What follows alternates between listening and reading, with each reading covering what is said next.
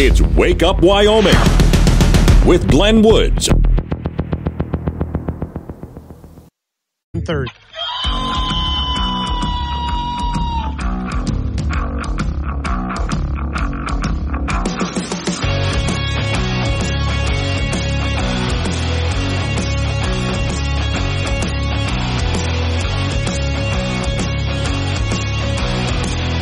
Six the time. It's a Tuesday and weather-wise on the mild side, but for those of you in southern Wyoming across I-80, pay attention to Don Day's forecast because, while it's not going to be a big kicker of a storm, it's going to disrupt, of course, driving down I-80. Big shocker, huh? Today's show is sponsored by Rabid Penguin Spray, the only spray guaranteed to keep dangerous rabid penguins at bay. You never know when you're going to have to shotgun blast a penguin.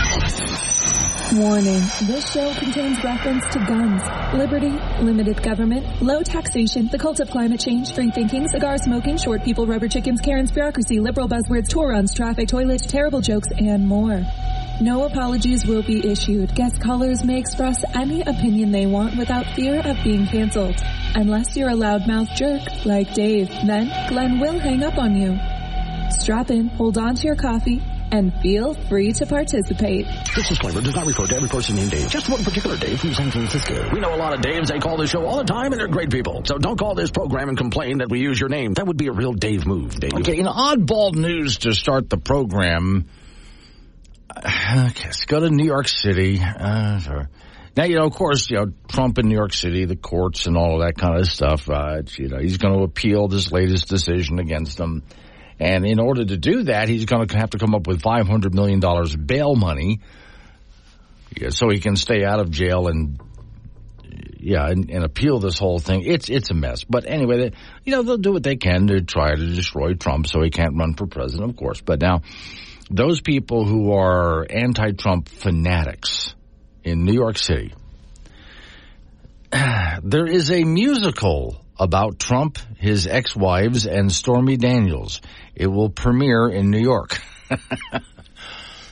So if you would like to see a musical, and I guess that means a dancing Trump. Some actor is going to have to get all dressed up like Trump and get out there and sing and dance, I guess.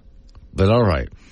A parody musical about former President Donald Trump, his ex-wives, and adult entertainer Stormy Daniels is going to hit the off-Broadway stage in New York in the coming days. The musical called 5, the parody musical, is about Trump, his current wife, his ex-wives, Stormy Daniels, who allegedly Trump paid hush money to, and former lawyer Michael Cohen for the alleged affair with the 45th president. Trump has denied, of course, ever having an affair with her. Boy, now I wonder, well, it's parody. See, if you're wondering, can he sue them for this? This is satire, so the courts have already ruled, no, people are allowed to do satirical things. All right, so, quote, poised to make America laugh again. 5 is an irrelevant musical comedy starring some of the women in the life of the past president. And they say, and this is their words, in the past, hopefully not future president. The women are joined by a crowd of favorites, and they each take the spotlight to sing their hearts out in the musical about Trump. This show is expected to run through March 10th. Well, it depends if they can sell tickets or not. We'll see. And it's expected to be a show in the off-Broadway theaters, and the music was written by Bill Reese. I have no idea who that is. Then they talk about choreographing and et cetera, et cetera. So I just am trying to picture who's going to play Donald Trump. And, it's at some point, it'll probably sound like this.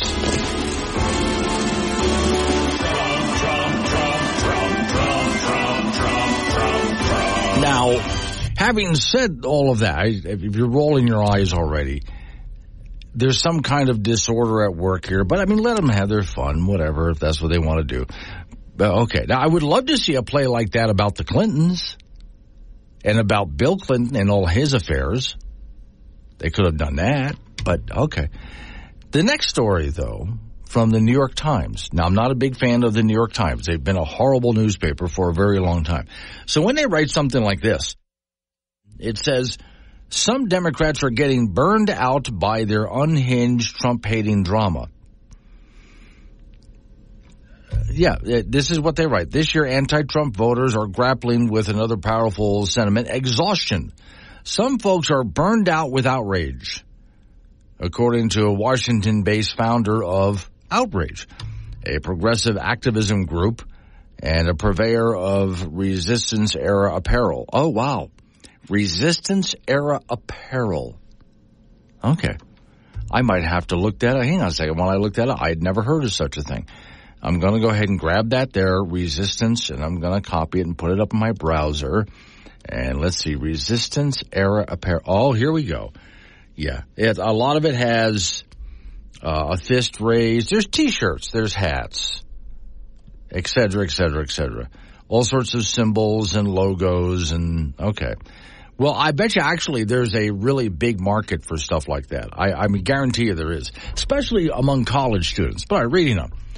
People are tired, the story says, and the guy who's in charge of this apparel store. I think the last election we were desperate to get Trump out of office, and folks were willing to rally around a singular cause for action. And, well, basically here we go again.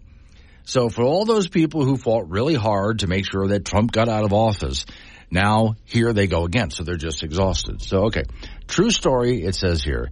FedEx Kinko's that my brother-in-law went to last Saturday had only one printer, and it was broken.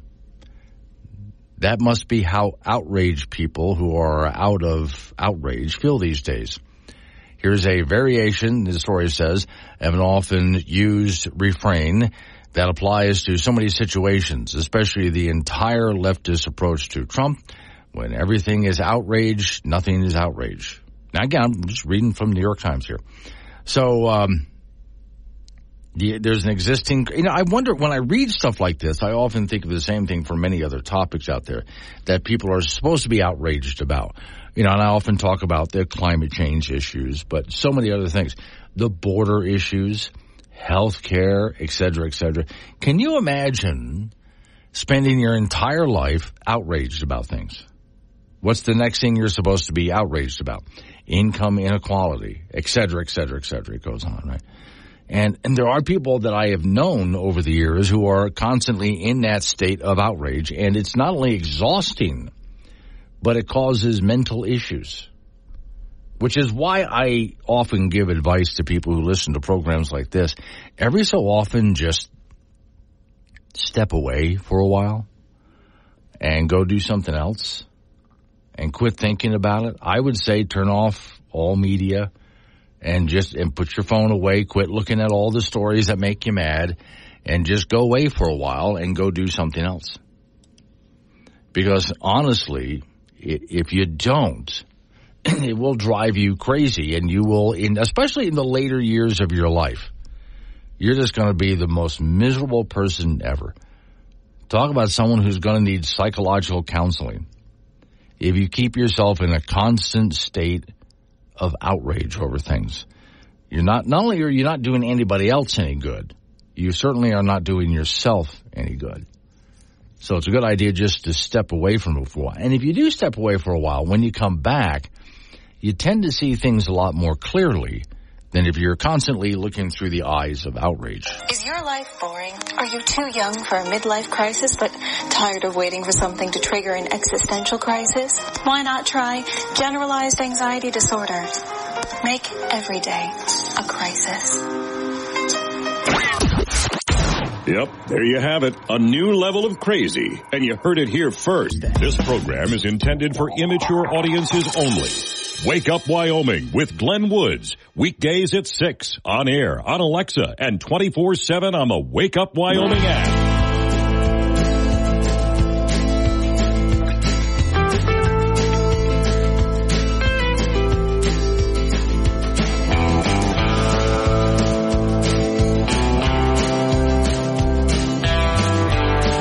6:36 the time. It's Wake Up Wyoming. Most of Wyoming is going to have a really nice day, but those of you along the southern part of Wyoming here want to listen to the extended forecast from Don Day because it could affect parts of I-80. Nothing horrific, but still impactful. He'll explain what he means in this extended forecast. Now, if you're eating breakfast right now, I'm warning you in advance. Just put it down. Okay, just slide it away in order to hear this next story. All right. Biden administration funding research into edible bugs raised on landfill refuse. I'm pausing to let that sink in because I know right now you're going, what? Yeah. This author says, I thought edible insects were a pretty disgusting concept, but obviously my mind needs to be more flexible to keep up with the federal government bureaucrats are thinking about for your food future. No, not what you want to eat, what they want you to eat. Sustainability. See, that's the word they always have to throw out. That's the watchword for those who rule over us. And nothing more sustainable, apparently, than taking out the trash and feeding it to crickets and other things like that. And well, it's that or Soylent Green. I'm sorry. And if you don't know what Soylent Green is, you're probably too young to listen to this program. The Daily Caller has a story. It's about as disgusting as you might imagine. Our gracious overlords who are watching down and trying to close down farms across the world to save Mother Gaia, that would be planet Earth in the Western world, wants us to adopt diets of, well, United Department of Agriculture, USDA, began funding research into trash-fed crickets as an alternative to conventional and what they call unsustainable protein production as far back as July of 2023. A federal grant listing shows there's about $130,000 grant support research that addresses the need for more cost-effective production of crickets and sustainable protein sources. They have to throw sustainable in there. According to the listing, specifically, the grant will support research into using municipal landfills, using that waste to feed crickets and other such things that would later be harvested for human consumption. The USDA awarded the money to Mighty Cricket, Inc. Oh, wait, hang on. I'm just going to grab that because I have to go look them up now. I never heard. A private firm that sells cricket flour, cricket protein powder, and cricket oatmeal. The agency believes that using landfill waste to feed crickets could help them produce cricket feed at lower costs than what is available on the market. I didn't know it was available on the market, but there you have it. Leading to savings that could be passed on to the consumer. Well, you're going to have to lower the price if you want the rest of us to try it. Okay, let's see. Conventional protein production poses here we go again, sustainable strain on the ecosystem, requiring unsustainable qualities of water, land, feed, and so on. The grant description reads, the grant description also calls controversial farming and significant sources of greenhouse gas emissions. So farming is now controversial, by the way. The grant's listing claims that the demand for bug protein has increased in recent years due to public awareness about a more sustainable food source. So they're trying to say that, oh, no, people are eating more bugs than ever before. I suppose your bug consumption has gone up. Mine hasn't, but I guess yours is. This is a quote, to sustain the world's growing population, food production practices need to dramatically shift toward resources and conservation. Big farming is one solution. It's not a solution, they're saying. It's the problem, according to the grant filed with the USDA.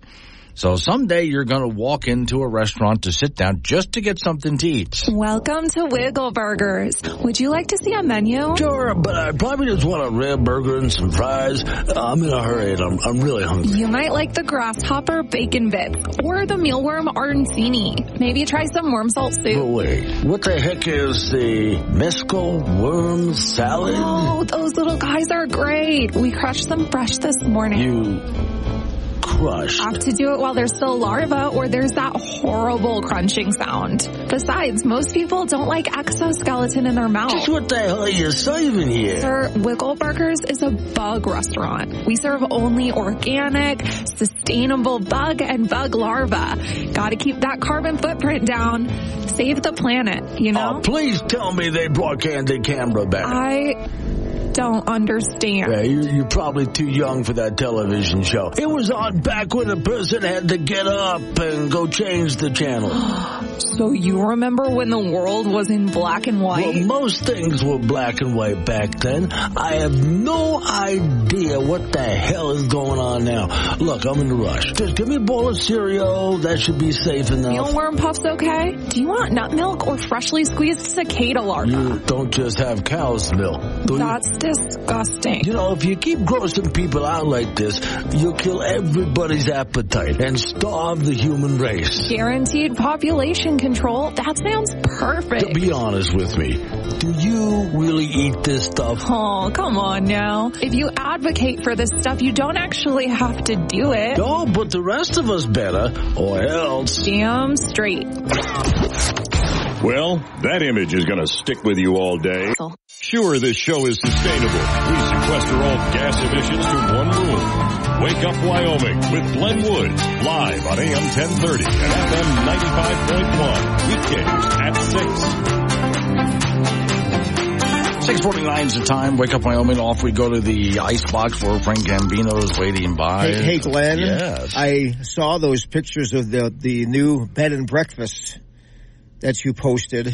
Mm-hmm. And I didn't know if I wanted to take a bite out of the bed or find, I know what you're talking about. or find out what deranged individual would have attire in their bedroom that looked like pancakes and okay. So this was, folks, on my social media, and someone decided using artificial intelligence Photoshop, they said make a bed out of breakfast. So the bed and the covers are like pancakes. Yeah. And then there's butter on them or whatever else you want. Your pillows might be made out of bacon, you know. So I wrote that this is what I dream about when someone is cooking breakfast and I'm still sleeping. Okay. The only thing that bed needs, probably maybe not, is syrup. Yeah. You kind of wake up sticky, but, you know. Yeah. But when they had the bacon across the bed on top of the pancake-looking mattress thing. Yeah. Okay. Yeah, that's not. I would just really be worried about sleeping like that with butter melting on top of me. I don't know if I really want to do that. But I get now, what's nice is if you have a bed like that, you don't have to get out of bed to have breakfast. No, the bed is breakfast. No. And the next idea, like we're gonna make beds like that for lunch. Sure. Okay. I can see sleeping in a ham sandwich. Yeah. You know, what about dinner? You know. Sure. Dinner's really good. And what's nice is when you're done eating and you want to take a nap, you're already there. Right. Yeah. So go ahead and eat and then just fall asleep right where you are. I think this is what dogs dream about. I was dreaming about it, I can tell you that. Men's college basketball tonight. The Wyoming Cowboys will be in Reno to take on Nevada. It's a win some, you lose some kind of season with a record of 13-12 for the Pokes and 6-6 in Mountain West play. In the latest NCAA net basketball ratings, UW is 161st in the country with a record of 1-7 in quad 1 games and 5-2 in quad 4 games. The Pokes did beat Nevada earlier this season 98-93, but the Wolfpack are 20-5 on the year, 7-5 in league play after a win over UNLV their last time on. That's a 9 p.m. start from Reno tonight. We'll have that for you on K2 Radio in Casper and KCGY in Laramie. In boys high school basketball from Friday, the top two teams in 4A squared off, and second-rated Laramie beat Cheyenne Central 71-63, so Laramie is 16-3 on the year, and Central drops to 19-2. Cheyenne East beat Cheyenne South 61-41, so East is 17-5, and South is 0-20. Thunder Basin down to Trona 52-49, so NC is 14-5. Kelly Walsh is 7-13 after a 48-38 loss to Cody. On Saturday, Buffalo over Glenrock in 3A play, 57-32. Glenrock 6-9 on the year. In 1A boys basketball, KC over Hewlett 60-34. So KC is 7-14 on the year, and Midwest gets to 5-13 with a 78-29 victory over Arvada Claremont. State High School Wrestling Tournament will start on Thursday in Casper at the Ford Center for the boys. Star Valley and Thunder Basin won regional titles in 4A. Green River and Rawlins won their regional tournaments in 3A, and Moorcroft and Kemmerer won the 2A regional titles.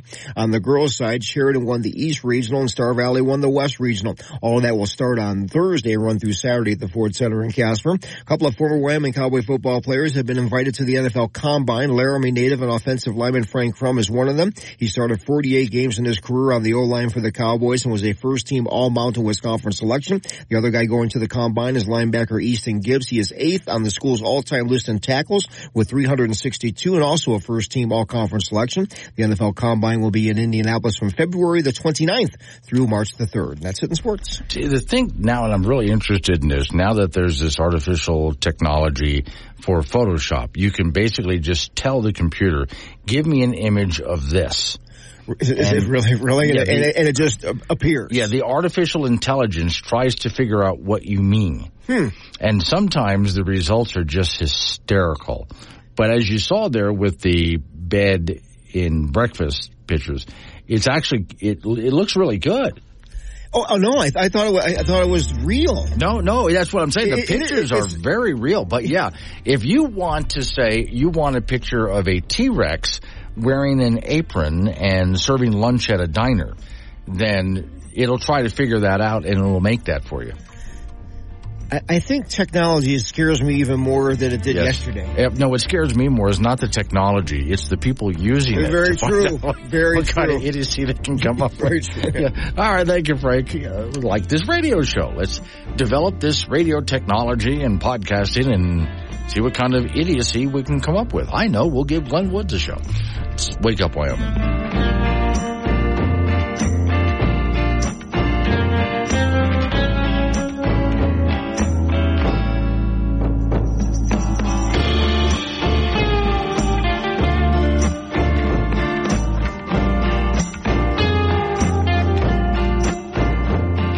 Glenn Woods. He talks to you, not at you. Be part of the show at 888-97-WOODS. This is Wake Up Wyoming on K2 Radio. The next Republican primary is 4 days away. I'm Dave Anthony, Fox News, and in a few hours, Nikki Haley plans a speech in South Carolina on the state of the presidential race, but Fox's Jackie Ibanez reports. The super PAC supporting her campaign does not seem very optimistic about the primary results. Instead, they're looking ahead to March 5th. Quote, South Carolina is a really rough state. It's a very Trump-friendly state. Our hope is that Nikki Haley can make it respectable in South Carolina and move on to Super Tuesday. Now, former President Trump, who has a 30-point lead in South Carolina in some polls, will also campaign in the state at a town hall that'll air on Fox News Channel at 7 p.m. Eastern tonight. The former president plans to appeal Friday's ruling in New York, where a judge ruled that he and the Trump organization committed fraud in financial transactions, which he continues to deny. But that appeal will be expensive. The judge fined him $355 million, but it's close to $450 million when you add in all of that interest. Now, for the appeal, he'll have to put up the full cash amount in escrow. So that would be his own, perhaps, maybe some from his business associates, or he could post a bond. That would allow him to use a mix of cash and assets as well. Fox Business Network's Kelly O'Grady outside Trump Tower, which is among the properties he could sell. There's a new attempt to stop the war in Gaza, an Arab-led ceasefire resolution that the U.S. plans to veto today at the UN Security Council. Days after Alexei Navalny's death at a Russian prison, the democracy activist's mother has a YouTube video. I'm addressing you, Vladimir Putin. The solution to the issue depends only on you. Let me finally see my son. He was Putin's fiercest critic, and Navalny's widow believes the Russian leader had him killed. Navalny's family's been told the body won't be released for 2 weeks. 2 Russian nationals have been charged by the Justice Department as the U.S. says it's disrupted a cyber hacking operation, a ransomware group that's targeted 2,000 victims. America's listening to Fox News. Texting enrolls you into recurring automated text messages. Consent not required to purchase. Message and data rates may apply. Hey, Dan, how you doing? Haven't seen you around the gym for a while. Yeah, I've really fallen off. Since I turned 40, I just don't get the results I used to get. Could be lower testosterone. Lower T. Yeah, I went through it a while back. Once you hit 40, your body has less free testosterone. I got Nugenix Total T, and it's made a huge difference for me. I've seen that on TV. Is it for real? Oh, yeah. The patented key ingredient is something called Testofen, which helps boost free and total testosterone levels to help you trim up and stay lean. And it's made a difference for you? Man, I feel like I'm in my 20s again. At work, in the gym, and in the bedroom. Are they still giving out complimentary bottles for people to try it for themselves? Yeah, you just need to send them a text. Text BODY to 321-321 right now for your complimentary bottle of Nugenix Total T, the #1 selling testosterone booster at GNC. Plus, text now and we'll include a bottle of Nugenix Thermo. Here is the latest from K2 Radio News. The Wyoming Highway Patrol says that speed may be to blame for a 2-vehicle crash that left one trucker dead and another injured. The crash happened around 10:10 a.m. last Thursday, February 15th at milepost 19 on Wyoming 50 near Gillette. According to a fatality crash summary, a semi was headed north when the driver lost traction on the icy, snow-covered road and jackknifed, blocking the southbound lane. The driver of the southbound semi then crested the hill and struck the jackknifed semi's passenger side drive axles, causing the semi's cargo tank to dislodge and impact the cab. The summary says both semis' cabs were dislodged from their respective chassis and came to rest in the ditch. Despite being buckled up, 39-year-old Wyoming driver Jason Tisdale did not survive. The other driver was also reportedly injured in the crash, but the summary did not say to what extent. Although the 2024 session of the Wyoming legislature is only 1 week through a scheduled 4-week budget session, quite a few high-profile bills have already failed. The dead bills are mostly non-budget proposals. Such legislation faces a higher threshold during a budget session with a 2/3 majority needed for introduction. There is also an element of time involved. The session is slated to wrap up on March 8th. House Speaker Summers says that time is the enemy in a budget session. They prioritize urgent fiscal matters, often leaving little room for other legislative proposals, which he says is exactly how the Wyoming Constitution intended a budget session to be. A total of 350 bills and 13 joint resolutions were filed. The deadline for introduction of bills was Friday. A lot of proposals died because they weren't taken up in time. Among the notable proposals that already died include House Joint Resolution 6 and Senate Joint Resolution 4, which would have called for a convention of the states under Article 5 of the U.S. Constitution. The House proposal was not considered for introduction. The Senate measure failed an introduction vote. Senate File 124 would have prevented teachers' unions from calling strikes. House Bill 132 would have banned the teaching of critical race theory in Wyoming schools. Bill 204 would have decriminalized cannabis. House Bill 193 would have banned sanctuary cities in Wyoming. House Bill 50, the What is a Woman Act, would have mandated separate accommodations for males and females in restrooms and locker rooms, among others. That one got a majority vote in favor at 37-24, but that fell short of a 2/3 majority needed for introduction during a budget session.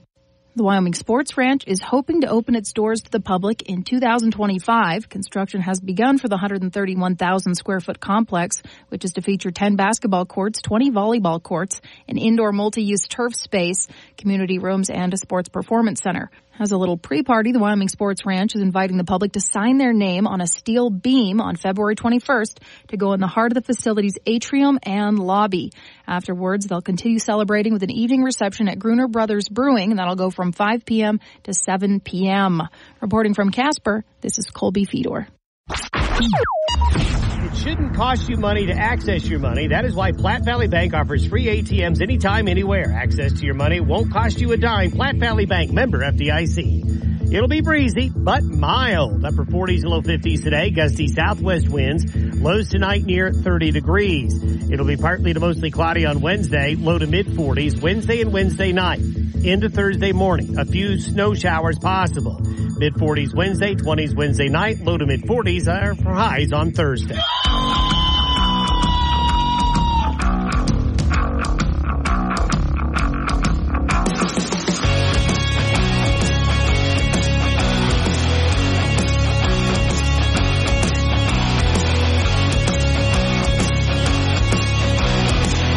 7:06. It's a Tuesday. It's Wake Up Wyoming. Thanks for joining me. 888-97 Woods, the phone number. That's 888-97-WOODS. Today's show is sponsored by Rabid Penguin Spray, the only spray guaranteed to keep dangerous rabid penguins at bay. I'm not sure if you shot a penguin, could you eat it? Are they edible? I'm going to have to look that up for you. I never know. If you're attacked by one, there might be an opportunity for a meal here. All right, so latest story from Cowboy State Daily, and this has to do with EV charging stations across the state of Wyoming. That effort to build out EV charging stations is struggling to find any kind of traction still. Now, this despite your federal government showed up with money and all sorts of promises. And it turned out not to be a good deal, which is why a lot of Wyoming businesses just said, we're not going to do that. Which is why I come back to, if it were a good deal, we wouldn't need to subsidize it or try to coerce people into doing it. Just like gas stations just popped up all over the place, EV charging stations. If they were a good deal, we'd just be popping up all over the place. Story says Wyoming Department of Transportation may be getting a jump start building out multi-million-dollar network of electric vehicle charging stations across the state with federal money, but concerns continue to linger that the effort may be losing some steam. Let me pause right there. So it should not be up to the Wyoming Department of Transportation to try to build out EV stations, charging stations. It should be up to private businesses, again, just like gas stations. Your federal government did not go around the country handing out money trying to get people to build gas stations. It just happened because it made sense, because people saw a money-making opportunity. But here, in order to get everybody into electric vehicles, they have to put the squeeze on the current vehicle you're driving to get you out of it, and then subsidize the hell out of getting you into an electric vehicle. As I explained before, that's an artificial marketplace, so it's not going to work. Story says WYDOT recently got a jolt to move with its proposed plan to build charging stations from the Federal Highway Administration, even though nothing has yet been built and solicitations to bring on board contractors for statewide charging networks haven't happened. Nonetheless, some concerns have arisen over the pace of Wyoming's rollout, perhaps because it only has 800 registered electric vehicle owners. That's the lowest of any state. Additionally, reports emerged this weekend that and I told you about this yesterday, the Biden administration may be putting the brakes on stringent emission standards. They were hoping if they regulate the hell out of emission standards from your internal combustion engine vehicle, then that would force you out of those cars and force you into electric vehicles. But they're not. They're holding back on that now, it looks like. Which, to me, is confusing because I thought the end was nigh. We better hurry up and get this done before the planet is destroyed. But apparently, no, we're going to have to delay that a bit. Are you going to delay the end of the world, too? I didn't know you could delay the apocalypse. Well, I guess they can because they keep kicking the can down the road on that one. But all right. The new thinking is designed to let automakers manufacture a smaller percentage of their EV fleets by 2030, as originally forecast. Wyoming hasn't had an easy go of getting electric vehicle charging stations off the ground. This is partially why WYDOT paused the program last May and began a reboot in December to regain traction. Still not a whole lot has happened. So the story from Cowboy State Daily says, in the meantime, some in Wyoming are getting creative to accommodate people driving electric vehicles through the Cowboy State.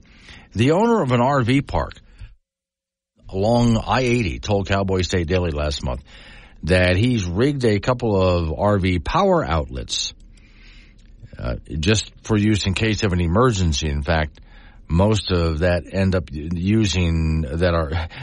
people that end up using it have been towed in. So, okay. The departure of a key WYDOT manager's concern over the past is profit sharing with investments and building along main interstate roads that worries were cited by WYDOT for the temporary halt. Also, if these charging stations are not kept up with, if they start to break down and nobody repairs them and business owners give up on them, then Wyoming owes that money back to the federal government according to the deal. So it's not a good deal for us, or anybody really for that matter. To get things going again, WYDOT recently went out to the public to collect more comments on suggestions to improve the program. About half a dozen parties submitted comments to the agency by the end of last month's deadline with their thoughts on the program and how they should proceed. One, here's a comment. I'm frustrated, said Justin Wood, an entrepreneur from northeastern Wyoming at Sundance, who has brought up property in downtown and throughout Crook County along U.S. Route 14 that runs from Devil's Tower to the Black Hills, South Dakota. He said the biggest barrier to EV charging stations to develop it is complicated. Yeah, and how the Wyoming weather may impact the vehicles, he wrote. He also said you can't get WYDOT to reach out to him with help navigating the procurement system. So here, once again, a typical government involvement in any kind of program. So once again, in order to get something done with government involved in it, it's a really complicated process with a lot of unanswered questions. He said, I haven't heard anything from anyone, he told Cowboy State Daily. The city, Sundance, is growing, he said, and I want to expand with it. I have really good locations for charging stations in the downtown area, close to where people walk and restaurants and things like that. So a full review, the story says, is underway with steps in the EV build-out process, according to WYDOT. Despite the noise of the slow start, they hope to continue the program. Now, again, I still have to go back to what I originally said. Why do we have to do this? If this was a good idea, then the marketplace would have already taken care of it. You cannot build an artificial economy. It has never worked. If electric vehicles were working out, people would be snatching them up, buying them like crazy. And so charging stations would be popping up all over the place because you'd need charging stations for them. That's what happened with the internal combustion engine. But here I would say to the state of Wyoming and to WYDOT, just stop it.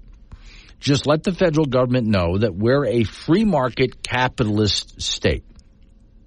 And we just let the marketplace do what it does. All right, so the response submitted by interested parties in building EV charging stations on the network last month came from varied industries, including EV charging companies, a utility company, one landowner who wants to host EV stations. So there are some people out there who wouldn't mind doing it. But then again, here's where you get stuck with the bill. 3 months before the program was paused, this is last year, Wyoming head of transportation retired after 4 years in the role amid staffing challenges with the agency. Additionally, special projects officer and a contract employee who helped build out EV infrastructure projects with the federal government left the department. The program was placed on hold over concerns the state could get stuck with a hefty bill if unprofitable stations were abandoned. And this goes back to why I said in the first place that it doesn't work. Let's go back to what I said before, because this is just how basic capitalism works. If a business owner builds an electric charging station, and the charging station is either losing money or breaking even, that doesn't do him any good. So when, not if or might or maybe, but when the charging station eventually develops problems and breaks down, and I say that with all confidence because everything eventually breaks down. I don't care what you have. It eventually is going to wear out and is going to need repairs. So when the station breaks down, the business owner will take a look at it and try to decide, is it worth repairing? If I'm not making a profit or if I'm losing money, then why am I, if I go out and put money into repairs, then I'm really losing money because the repair bill, I'm never going to get that back. So the business owner will not repair the system. If it ends up making him money, he will. which is where we wind up with a problem, and where the state of Wyoming will end up having to owe back the federal government for stations that are not operational. So, dear WYDOT, just get out of it. Just hand the money back to the federal government and say, I'm sorry, we believe in free market capitalism. If EV stations pop up around the country, it's going to be for the same reason that gas stations just popped up, because there was a need for it, and people saw that they could make money with gas stations, and so they started to build them without any help from your government. Let's Wake Up Wyoming.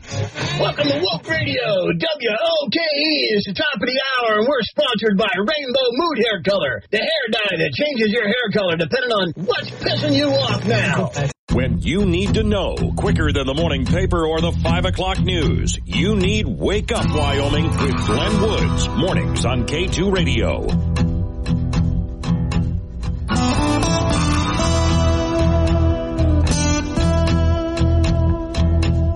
7:22 is the time. It's Wake Up Wyoming. So I'll get where I was just talking once again about those electric charging stations that the federal government is trying to use WYDOT to put up around, heavily subsidized, things like that, because the marketplace doesn't naturally support it. Here's John in Gillette. Isn't it funny the feds want us to use more electricity, but they don't want us to make more electricity? Yeah, that's interesting. Well, and putting up wind and solar, that's where we'll get our electricity from. Pure fantasy, as that's been shown time and time again in Europe, California, and other places like that. So that's just pure fantasy. Jim in Casper, I think that there would be a good opportunity for businesses throughout Wyoming to put EV outlets at existing gas stations at their own expense without government subsidies. Then they could charge out the blank for people using them and make a profit. Well, here again, Jim, give you a great example of this. To me, this is one of the funniest places that I've seen a charging station in Wyoming. Wheatland, Wyoming. You're pulling off Interstate 25 to this gas station. I think it's a Sinclair. And there's several charging stations right there. Now, as people charge their vehicles, it's a nice thing that gas station has a restaurant that they can go into and sit down and wait, because this is going to take a while. Off in the distance, within sight, right there, probably about 1.5 miles away at most, maybe less, is a coal power plant. So you know where the electricity is coming from, right? Yeah, okay. To me, that's just absolutely hysterical. Now, if the company that put those charging stations there thinks that they can make money off of that, then they should go for it. And if you find those charging stations there years from now, like we go back 5-10 years from now, and there's still charging stations there, that means they're making money at it. But don't do it through subsidies, because that doesn't work. Again, artificial marketplaces don't work. But what also gets me, this is what's really irritating. If you think that irritates me, get a load of this. They don't want us, the big they, don't want us making our own decisions. And we, the big we as a country, keep voting for this. They want to tell us what kind of car to drive. They want to tell us what kind of food that we're going to eat, where to live, what kind of jobs to have, things like that. Well, this is supposed to be a free country where you, or the big collective we, make our own decisions. Each and every one of us get to decide what we want to do. It's not up for anybody else to decide for us. So when you go shopping for a vehicle, you get to decide what kind of vehicle you want to buy based on whatever your standards are. I have my own, but whatever standards you have, you buy a vehicle according to them. And it should not be up to anybody else. And the marketplace will support what you're buying. If enough people want to buy what you're buying, it's going to be available at a reasonable price. That's the way this works. That's the way a free market system works. But what we're living in right now, and this is our own fault for allowing these people to continue to wind up in office. We keep voting into office people who want to manage society and are afraid of the idea of us, we as individuals, making our own decisions. They hate that idea that every single morning you get up and you start making your own decisions. Drives them absolutely bonkers. And I think a lot of it, there's this involves so many different elements, but I think a big part of it is that idea that you get to decide how you want to live your own life. So, look, if you're someone who thinks that the best thing to do for your country, for yourself, for the world, whatever, is to drive an electric vehicle and live in a tiny home and recycle and so on, and you think that makes you a responsible person and so on, then you go do that if that's what you like. If your neighbor, on the other hand, disagrees with you, you're welcome to go talk to your neighbor and try to convince them, but you're not allowed to force them. That's how a free country is supposed to work. But we're not living in that right now because of the kinds of people that we keep electing. And I mean that not you alone, but as a big collective we, American people keep electing those who promise them all sorts of wonderful things and want to manage and control society. When you find a politician running for office and they're promising to solve all of your problems, buyer beware. Especially when they promise you absurd things like, well, we're gonna fix that weather for you. You don't like the weather? Yeah. Too hot or too cold for you? Don't you worry about that because we can fix the weather. You'll never have to put up with another drought or flood or hurricane or tornado, and the weather's always going to be nice and perfect, and what you think it's supposed to be, we're going to fix that for you. So you elect us, and we're going to control society. We're going to control everybody in society. And we're going to fix the weather so you never have to experience bad weather ever again. Trust us, we're from the government, and we're here to help. And when you hear politicians talk that way, you should right away know that, okay, don't vote for this person. Mainly because you're talking, well, a lot of reasons, but a big one of them is they're control freaks. Now, if you find a politician who says, I want to make sure to give you back your liberties and freedoms so you can go ahead and live the life that you want to live, and government's job is to protect that, not to provide for you, not to tell you what to do, but to protect those liberties and freedoms. That's what government's supposed to be doing. Now, there's someone you want to vote for. Coming up on 7:30, so local news coming to you right after local news update on the weather forecast. Oh, at about 7:39-ish, our man in Cheyenne, Doug Randall, with a legislative update. And then Don Day comes on. For most of Wyoming, it's going to be really a pretty pleasant day. For those people along I-80, you're going to want to listen to what Don Day has to say because there's just this swath of just a long line of weather. And it's marching right across I-80, and it's going to cause some problems. We'll talk about that at about 7:45 with Day Weather. It's Wake Up Wyoming.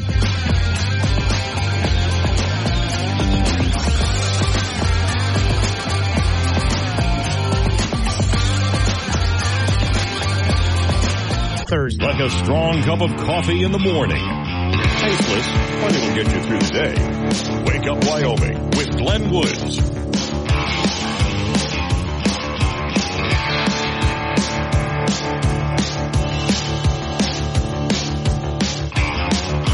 7:36 the time. It's Wake Up Wyoming. So for those interested in the legislative update, our man in Cheyenne, Doug Randall, will be up in just a couple of minutes to give you that. I can tell you 172 bills so far dead in this Wyoming session. That's quite a bit, and more to come. And that's a good thing. Now, I know there's some of these bills you folks out there would love to see passed, but it's a budget session. And because it's a budget session, a lot of stuff just dies before it's ever seen. Here's a story, again, Cowboy State Daily. An accelerated 4-week Wyoming legislative budget session makes weeding through bills a merciless task.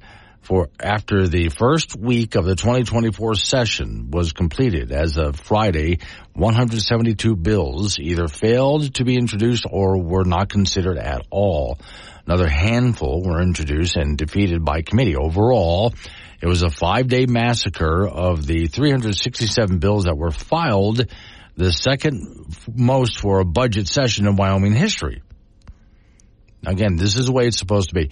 In a Sunday press release, House Speaker Albert Summers, Republican Pinedale, described the dynamic as a necessary evil.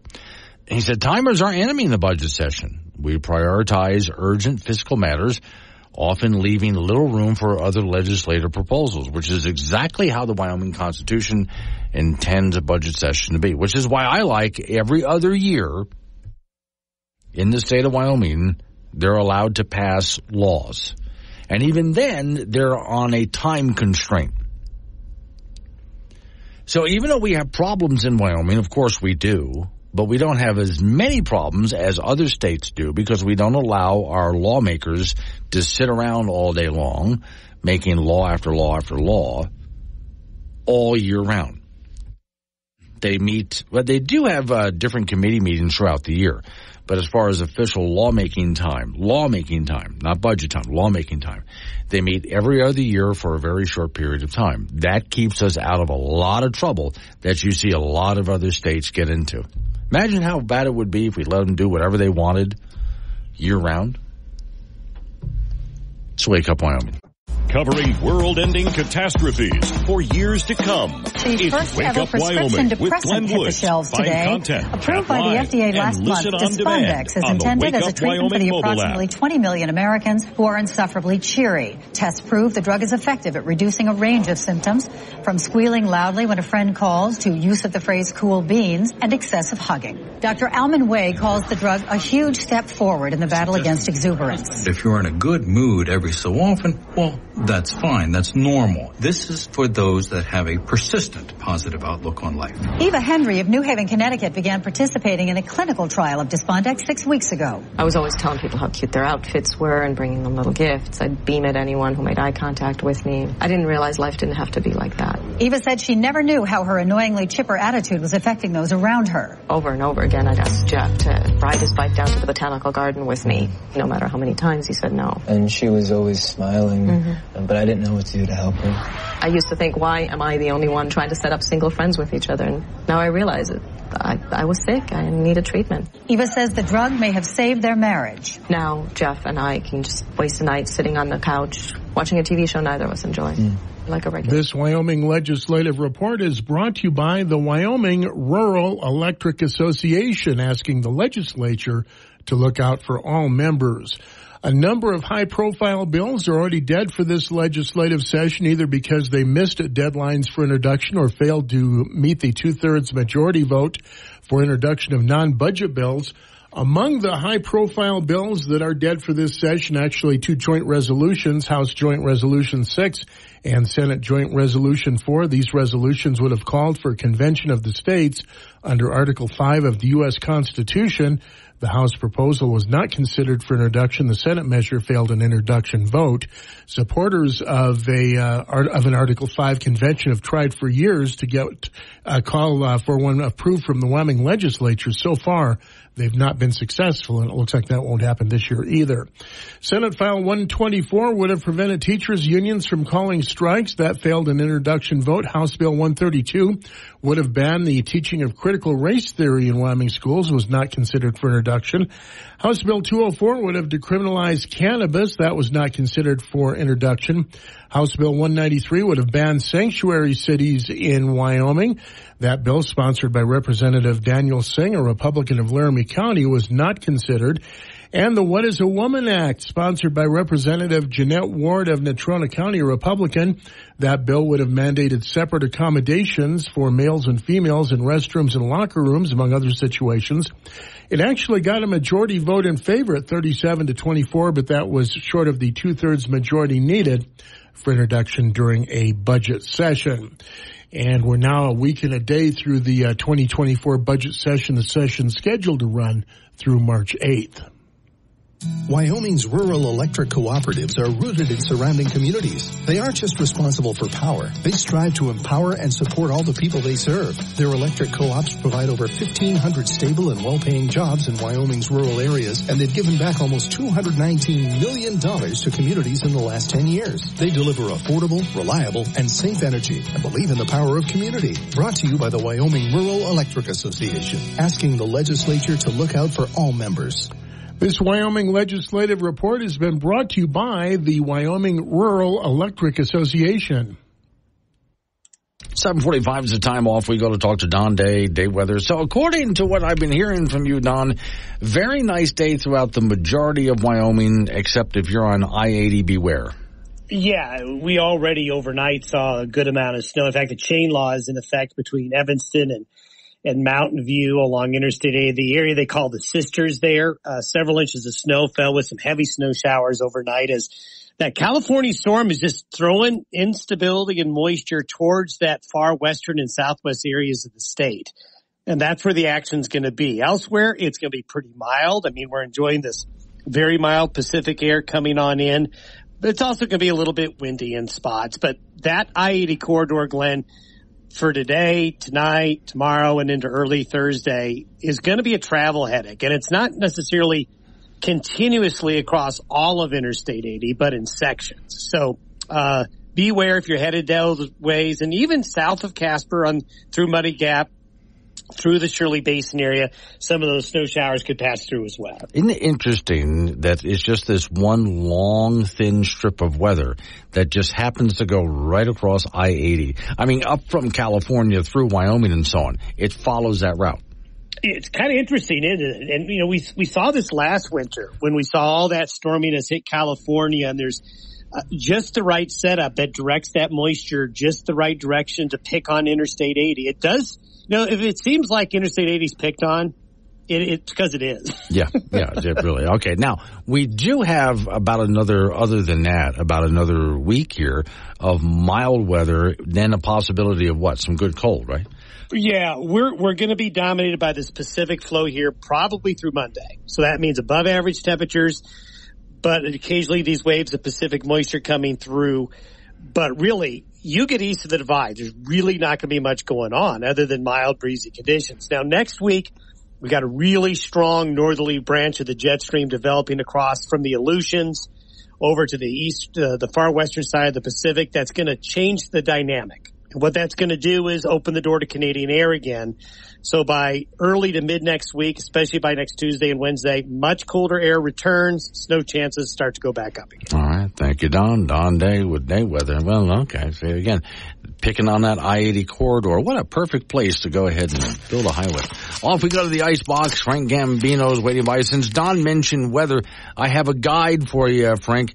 For those people who put out garbage cans, you can tell how windy it is based on what your garbage can is doing. Well, I would measure it in distance also. Yes. Oh, yeah. Well, now. So it's going to, fall over. That's fine. If garbage is all over the street, that's bad. Right. But if it's down the block. Yeah. Well, see, I found this out because some meteorologists around the country actually include this in their forecast. Okay. Oh, how far the garbage can will go exactly right, yeah. So, if it's rocking back and forth, and this means, when you have garbage in it, okay, so that's some weight. But if it's rocking back and forth, about 10 to 15 miles an hour. Yeah. If the lid pops open, you're talking about like 20 some miles an hour. If it has completely tipped over, you're over 30 miles an hour. Mm-hmm. All right. If it's in your neighbor's yard, 40 some miles an hour. If it's missing. And what gets me is, as I was putting this together, I was looking for YouTube videos on this idea. And I did find there are some meteorologists from around the country that when they get into windy weather, they actually say, well, let's take a look at your garbage can report. And they do this. Garbage cans have addresses that, they paint on them, so if you lose your garbage can, you can put like a picture on the telephone pole. Right, yeah. Have you seen my garbage can, right. With the address on there? Oh, I got it. It's over here. So somebody in Nebraska can go ahead and take a look at their garbage can and go, oh, Rock Springs. Yeah. It's a long way to go down there. Yeah. And then the story that I have on the Wake Up Wyoming site with this guide, and if you want to see the news report, this has got to be science. If it's meteorologists doing this makes it science, Frank. Yeah, of course. But there's also a dash cam video of a guy driving through his neighborhood, and all of the trash cans are just all over the place, and so is garbage, just all over the place, which is why I'm sure it's the same with you. My garbage can weighs a ton even before I put garbage in it. Mine's fairly light. Yeah. And, every so often I've seen it tipped over after it's been picked up. Yeah. But nothing while it's been full. Is it your personal garbage can or is it the city's garbage can? Well, it's the city's garbage can that you pay for every month. Yeah, okay. It depends on where you live as to what kind of, because mine is in my back alley. It belongs to the city, and it's a really big, heavy big one. Yeah, there you go. Men's college basketball tonight. The Wyoming Cowboys will be in Reno to take on Nevada. It's been a win some, you lose some kind of season with the Pokes with a record of 13-12 overall, 6-6 in Mountain West play. In the latest NCAA net basketball ratings, UW is 161st in the country with a record of 1-7 in quad 1 games, but 5-2 in quad 4 games. Folks did beat Nevada earlier this season, 98-93, but the Wolfpack are 20-5 on the year, 7-5 in league play after a win over UNLV their last time out. That's a 9 p.m. start from Reno tonight. We'll have that for you on K2 Radio in Casper and KCGY in Laramie. Boys high school basketball from Friday. The top 2 teams in 4A squared off, and second-rated Laramie beat number 1 Cheyenne Central 71-63. Laramie is 16-3 on the year, and Central drops to 19-2. Cheyenne East beat Cheyenne South 61-41. East is 17-5, and South is 0-20. Thunder Basin down Natrona 52-49. NC is 14-5, and Kelly Walsh is 7-13 after a 46-38 loss to Cody. On Saturday, Buffalo beat Glenrock in 3A play 57-32, so Glenrock is 6-9, and 1A KC over Hewlett 60-34, so KC 7-14 on the season. Midwest gets to 5-13 with a 78-29 win over Arvada Claremont. State High School Wrestling Tournament will start on Thursday in Casper at the Ford Center. For the boys, Star Valley and Thunder Basin won regional titles in 4A. Green River and Rawlins won their regional tournaments in 3A, with Moorcroft and Kemmerer winning 2A regional titles. On the girls' side, Sheridan won the East Regional and Star Valley the West Regional. That all starts with the state tournament on Thursday and runs through Saturday at the Ford Center. A couple of former Wyoming Cowboy football players have been invited to the NFL Combine. Laramie native and offensive lineman Frank Crum, one of them, started 48 games in his career with the Cowboys on the O-line and a first-team All-Mountain West Conference selection. The other guy going to the Combine is linebacker Easton Gibbs, who was 8th in the school's all-time list in tackles with 362, and also a first-team All-Mountain West Conference selection. And the NFL Combine will be in Indianapolis from February the 29th through March the 3rd. That's it in sports. NFL Combine, I don't know what that is. It's like a big tryout. Oh, okay. For NFL scouts. Gotcha, so you take all these, NFL players. They do all the calisthenics, the speed drills, the jumping drills. Can you catch and all these agility things, and you're graded by all these teams. And then they say, okay, this guy is worth drafting, and that's how you do it. It's a seen and be seen kind of a thing. It's huge. Okay. Is this something that the average Joe can get into? You got to be invited. You got to be invited. Okay. Because I do know, you've talked about them before, they do have some events where anybody can show up. Well, yeah, but the Combine is a big one. Combine's a big one. All right. Thank you, Frank. Coming up on some local business we have to take care of. Going to roll into news time after that, national, local, update on the weather forecast, open phones too. So I've been talking about what I want talking about, but of course every single day I give you some open phones. So we get into the 8 o'clock hour. It's going to be 888-97 Woods. That's 888-97 WOODS. One of the stories I have for you in New York, off-Broadway play, Trump the Musical. Yes, you heard that. Someone's doing Trump the Musical. I'll explain. I just want to know what actor gets to play a singing, dancing Donald Trump. I don't know. Next hour. It's Wake Up Wyoming.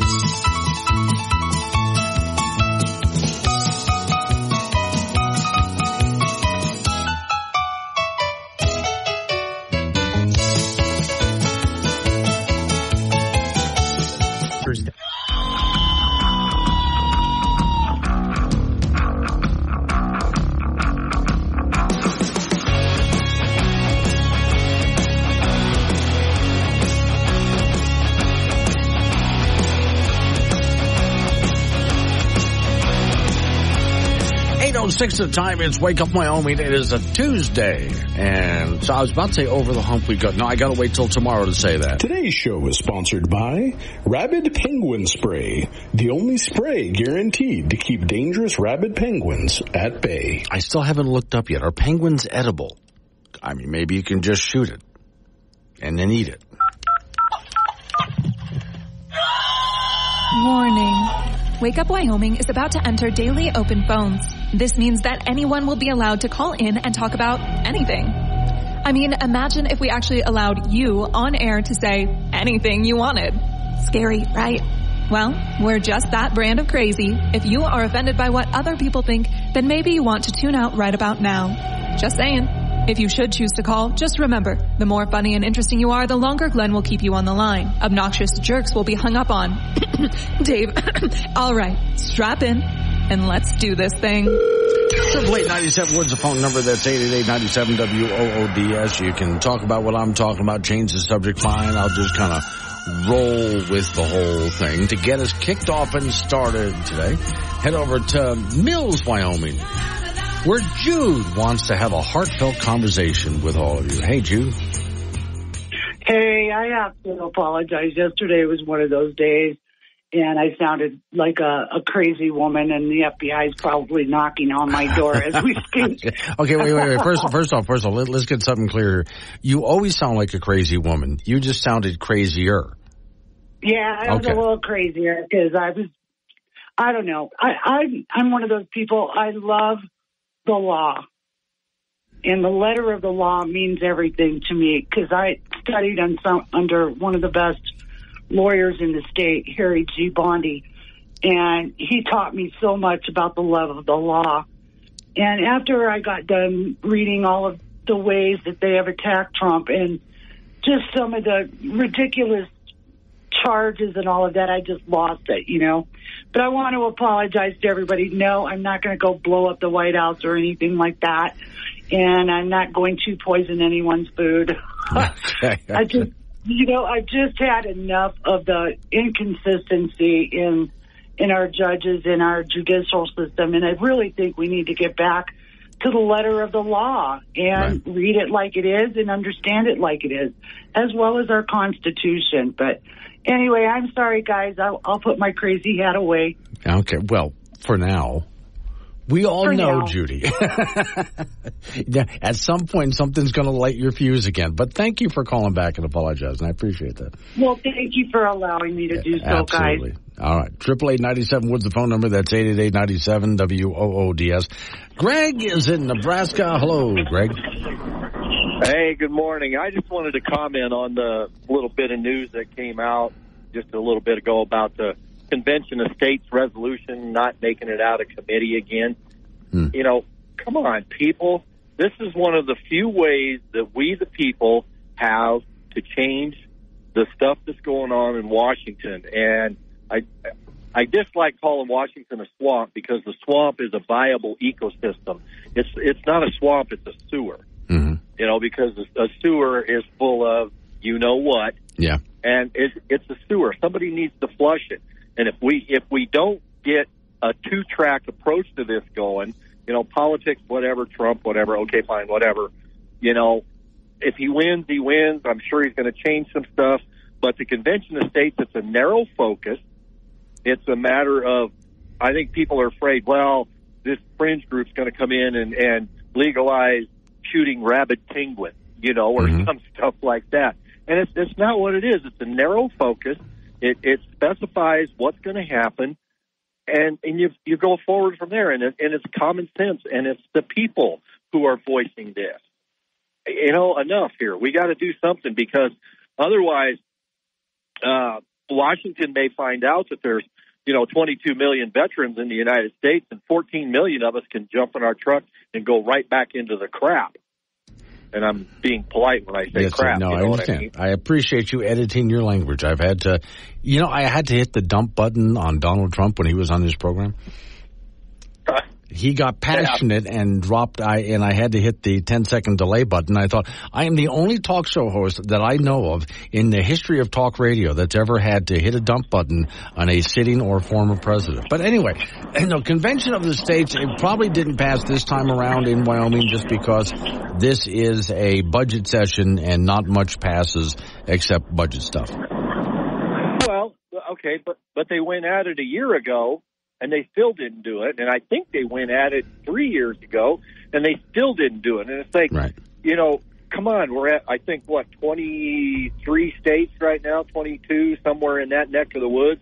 We got to, hey, you get that neck of the woods? Yeah. Anyway, we got to get to 34 or 37. I don't remember the exact one. One is to get the convention called, and the other one is ratification afterwards. Right. But the point is come on, people. This is our chance to fix this. It is the people talking. It is not a politician. I mean, and I'll be perfectly honest with you. When it comes like Senator Barrasso, I mean, I think he's figuring it out. But every time you turn around, you see Mitch McConnell and who's surgically attached to his hip. Right. His nickname, I've heard people say, well, it's Hollywood Barrasso because he wants to get in there. And Cynthia Lummis, God bless the girl. She's making an effort, but tell me something that she has done that's memorable. I'll wait. Yeah. And Harriet Hageman, once again, God bless the girl. She kind of tore into him a little bit in committee, which was good. I like that, but, how effective is she going to be after 2 or 3 terms? Is she going to be sucked into the sewer like all the rest of them were? Right. All right. Anyway. Thank you, Greg. I'm glad you had a chance to vent. I appreciate it. We'll see what happens. The Convention of the State people, I believe, need to figure out how to make more noise because whenever I've spoken to them, they don't really know how to get the word out. And maybe they need to hire someone to help them out. Well, and that's just it right there. A long time ago when I was young and stupid, I was in sales. But I learned one lesson. People don't buy stuff for 2 reasons. They misunderstand what you're selling, or they cannot perceive how it's going to help them. Right. So, present yourself. You got to sell it. Yeah. You got to sell it. That's it. But anyway. All right. Thank you, Greg. Greg calling in from Nebraska. You can do the same thing. 888-97 Woods, phone number 888-97-WOODS. Now, since I had brought up Penguins as today's sponsor, and then he brought up Penguins, I looked it up while he was talking there. Not that I wasn't listening to him. I was, yeah. It's not legal to hunt penguins, but penguins are edible. And they have been sold commercially in some restaurants as something that you can eat. So I was just curious about that. Are penguins something that you can eat? And actually the answer to that is yes, they are edible. If you're wondering what does a penguin taste like, well, of course, like chicken. What do you expect? If you ever have a problem, just call me, and I'll sing for you. And you'll realize that, compared to my singing, your problem ain't that bad. Wake up, Wyoming. Glenn Woods is live on AM 1030 K2 Radio and the Wake Up Wyoming mobile app.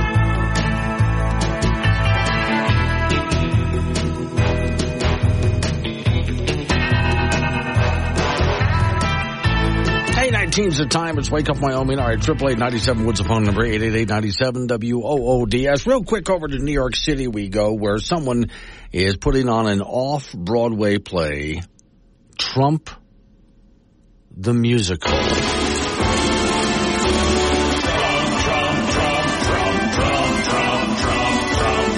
Probably not going to sound anything like that, but okay, anyway, yeah, they're going to do Trump the Musical. Here's the deal. A parody musical about Donald Trump and his ex-wives. And Stormy Daniels, adult entertainer, gonna hit an off-Broadway stage, New York, next couple of days. Musical is called Five, the parody musical. It's about Trump, his current wife, his ex-wives, Stormy Daniels, who, the allegations of hush money and so on and so on. And at some point during the course of the play, each of the different women get a chance to get up there and sing about Donald Trump. Now, I'm looking at this thinking, okay, if that's what you want to do. Hey, has anyone thought about doing a musical about Bill Clinton and all of his women? And boy, the musical sequence where Hillary gets to get up and sing ought to be great. Of course, it's going to sound like a cat screaming in pain, but still. But yeah, let's have all the women Bill Clinton has been involved with. Whether those women wanted to be involved with him or not didn't matter to Bill. That'd be great. Let's see, I'm taking a look at the poster and the website for this. Divorce, Hilarious, Uncensored, the parody musical, 4 weeks only. Look out, 6, here comes 5, the parody musical. Henry V is 8th and his 5 wives had nothing on Donald the 45th. With these 5 ladies, poised to make America laugh again. It's supposed to be in a reference. Okay. Oh Lord, look out. here comes 5. The parody musical. Doesn't that sound fun? Before I play, this is just a short little promo, and it's like 16 seconds long. But as I play this, just what do you notice about the person voicing this? And I'll let your imagination run wild. Here we go. Look out, 6. Here comes 5. The parody musical. Doesn't that sound fun? Now playing off-Broadway. They're making America laugh again. Makes me want to buy tickets real bad. Okay, yeah, that's...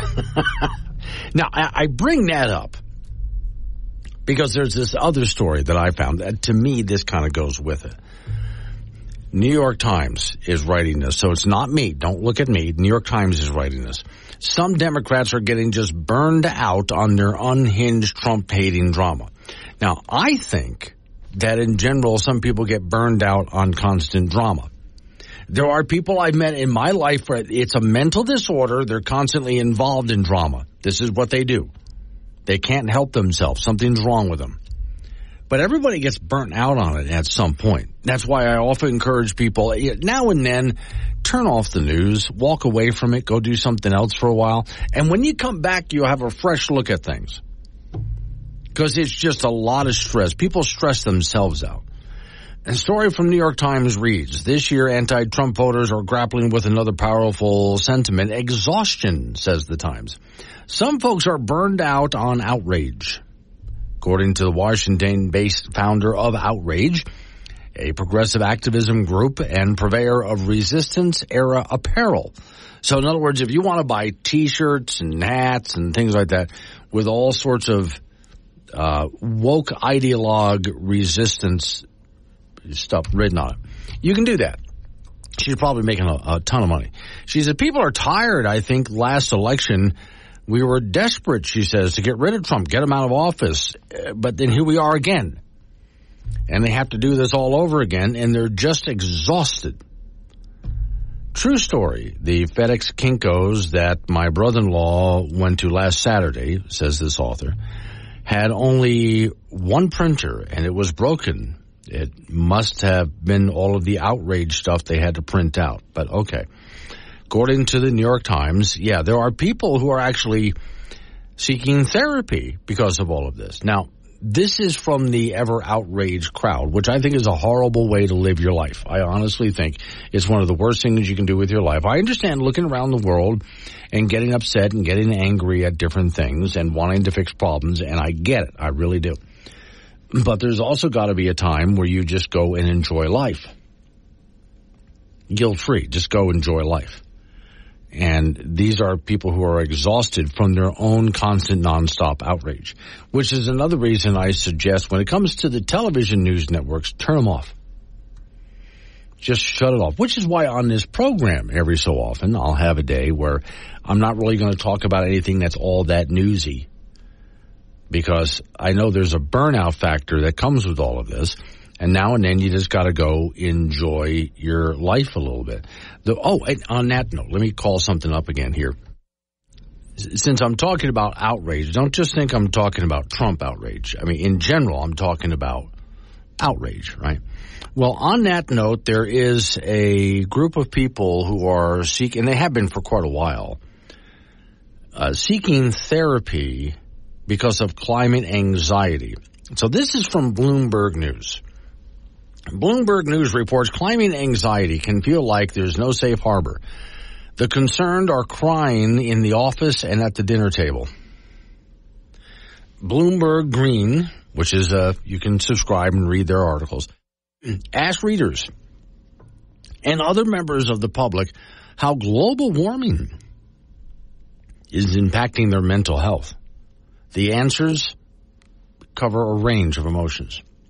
Tom Spencer said there was a moment where his feelings about climate change tipped over from something remote and abstract into real anxiety. The 35-year-old Brit has spent years working on PR in the electric motorsports sector. When he moved to Ireland in 2018, found himself confronting a flood of misinformation about electric vehicles. He said, like most people, I had to know that there is an underlying big problem, But it hadn't been my problem. It was really affecting my everyday life, he said. But the more greenwashing he encountered, the closer to home it became. A minute of adapting to a new culture added anxiety. The pandemic on top of that, yeah. He said, I was feeling suddenly everything just clicked, and I completely understand the scale of this issue. God, we wasted a lot of time, and now he's starting to have a meltdown. Let's see. A person named Flora, 38 years old, county manager and this is went to the climate COP28 last year, the climate conference, right? Said that twin cyclones which hit her country last year left people feeling cursed. For her extra toll came from pleading with people to help. She wants government to stop hurricanes from happening. Everything we touch turns into something else. Our gardens, our plants, we're destroying our future everywhere. Yeah, let's see. Then there was Kate, 45 years old. Had to find a way to deal with climate anxiety to become some sort of a counselor herself in order to deal with it. In 2013, she found herself crying in her office and at the dinner table because of reading articles about coral bleaching. Okay. About the coral bleaching, by the way, I recently played on air a scientist who has spent his lifetime studying coral reefs, and he says the coral reefs are fine. That especially the great coral reef near Australia is growing and doing great for a great coral reef. So, yeah, here are people, literally, they're at home crying at the dinner table over anxiety with things like this, which is why I say all of this can be really exhausting after a while if this is what you're doing with your mind.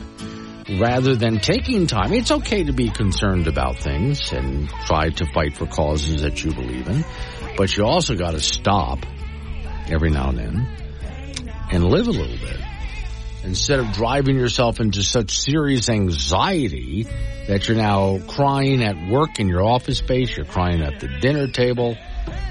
Coming up on some local news we have to take care of right after local news update on the weather forecast. Then, nice long segment of open phone, so you can change the subject all you want. Morning, Carol. Carol's in Casper. What's the movie Primary Colors about? Clinton? I didn't see the movie, but I can look it up. It's Wake Up Wyoming.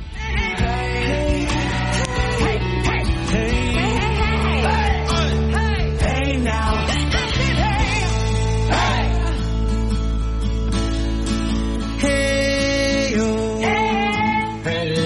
Thursday. Wake Up Wyoming with Glenn Woods on air, online, and on the Wake Up Wyoming mobile app. Be part of the show at 888-97-WOODS. This is K2 Radio.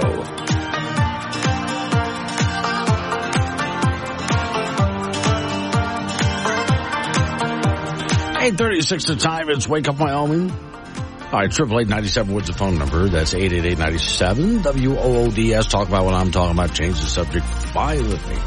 Also, there are people, Carol and Casper, Chet and Yoder, John and Gillette, so many other people who will send me notes by text. So if you have the Wake Up Wyoming app, download it on your phone, which is free, by the way.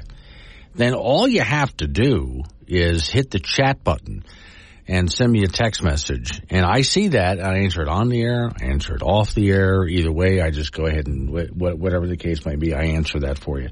I say, okay, I'm trying to, there we go. Mike and Laramie. Hello, Mike.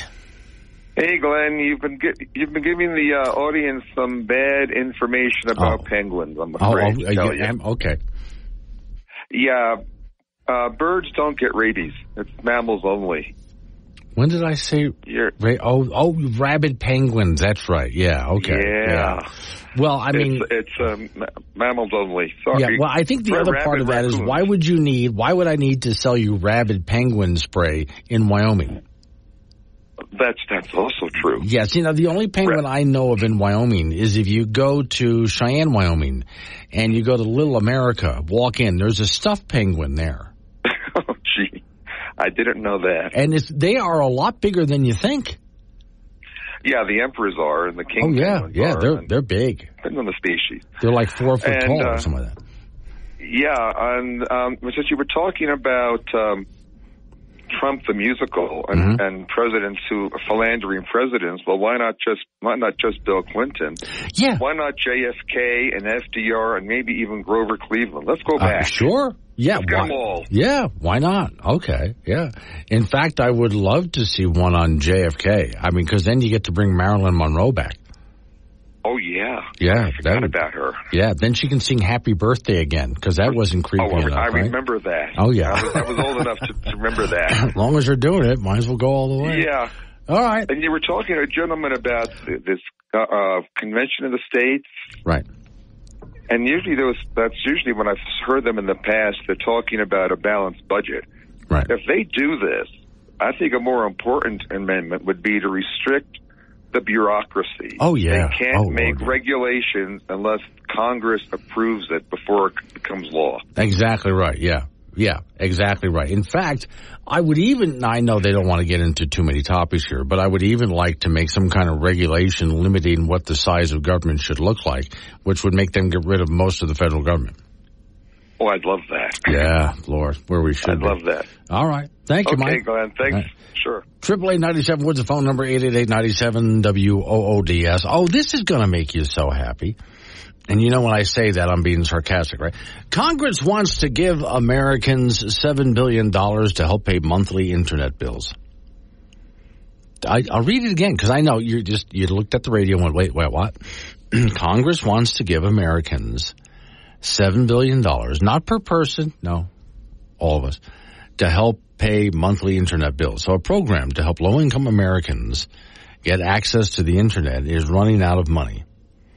Now, Republicans and Democrats in Congress are actually working together to get more funding. Lawmakers introduced the Affordable Connectivity Program Extension Act, which would provide $7 billion to help Americans who live below the poverty line to pay their monthly Internet bill.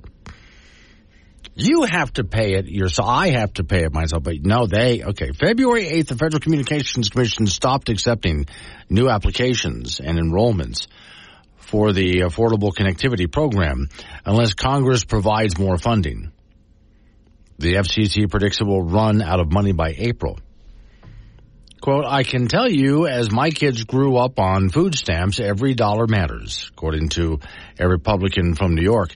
If this program is allowed to sunset, and the dollars spent, families will be forced to make some really important decisions. And I can tell you what's going to fall off the budget right away, access to the Internet, which I think is a great idea. Let them fail. Let them. Also, remember the Obama phone thing? Yeah, just handing out free phones. That's still a thing. Let's cut that off, too. People who want stuff like that, you want a cell phone? Okay, cool. Go earn the money to go get a cell phone. You want Internet? I get it. Go earn the money to go get yourself Internet. All right. In 2021, Congress passed the bipartisan infrastructure law, allowing $14.2 billion to the FCC. This funding enables eligible households to receive $30 monthly Internet bill discount and a one-time $100 discount for purchasing a laptop or a desktop tablet, something like that. 22 million households have signed up for the program, and lawmakers are warning there will be consequences without action to secure this funding. Again, as far as I'm concerned, shut the program down. If you're looking at me going, yeah, but you can't afford it, Glenn. You can't. Hey, in my life, I've been in a tough spot. And I decided it was not acceptable to be in that tough spot, so I got myself out of it. So, okay. Quote, there will be moms and dads that are struggling with mental health and won't have access to mental health support because of the lack of Internet service. You see how they're trying to sell this, right?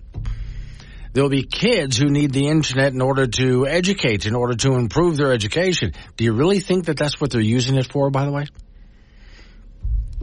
To qualify, households must be below the 200% of the federal poverty level. A family would also be eligible if a member participates in another federal assistance program like SNAP, Medicaid, federal housing assistance, and so on. According to one, half of the beneficiaries are military families. Additionally, 4 million are senior citizens, 3 million are families with school-age children who qualify. I don't believe all of their numbers here, honestly. There are, quote, we are here to fight for equitable, they have to throw in buzzwords, equitable, access to high-speed broadband, which in 2024 is a basic necessity, said one Democrat from California. No, it's not. It's certainly as helpful as all hell, but is not a basic, that's not what a necessity is. In the age of virtual meetings, telehealth appointments, and online schoolwork, it has never been more important for Americans to have access to affordable high-speed internet, he said. The bill has at least 29 co-sponsors in the House and 3 in the Senate, lawmakers ranging from, and it names Democrats to Republicans. Which is another one of those cases where I would say, okay, I would like to find out who those Republicans are. Their names are right here. And turn to their districts and say, okay, do you agree with this? Because this is what your representative is doing. I don't. I would like, in the Senate, since this right now is happening in the Senate, I would like my senators to know that I would like you to vote against it, because this is not the proper use of government. And I do understand there are people out there who will not have, and I want to get rid of the Obama phone too, who will not have those cell phones, who will not have the internet. And the answer to them is you can have those things, but you have to go get it. It is not the responsibility of the American people to provide for you. You are supposed to provide for yourself. So if you find yourself needing or wanting something, absolutely you can go get it. Go get it. Go get it. Get yourself out there and get to work and go get these things. It is not somebody else's responsibility. And by the way, just because someone's not doing well, if somebody is poor, they don't have to stay that way. The idea, well, they're chronically poor, they're always going to be poor. It doesn't have to be that way. Help them to get out of that so they can buy these things. 8:45. Wake Up Wyoming goes anywhere you do with the Wake Up Wyoming app. Free download for Apple and Android. This is K2 Radio.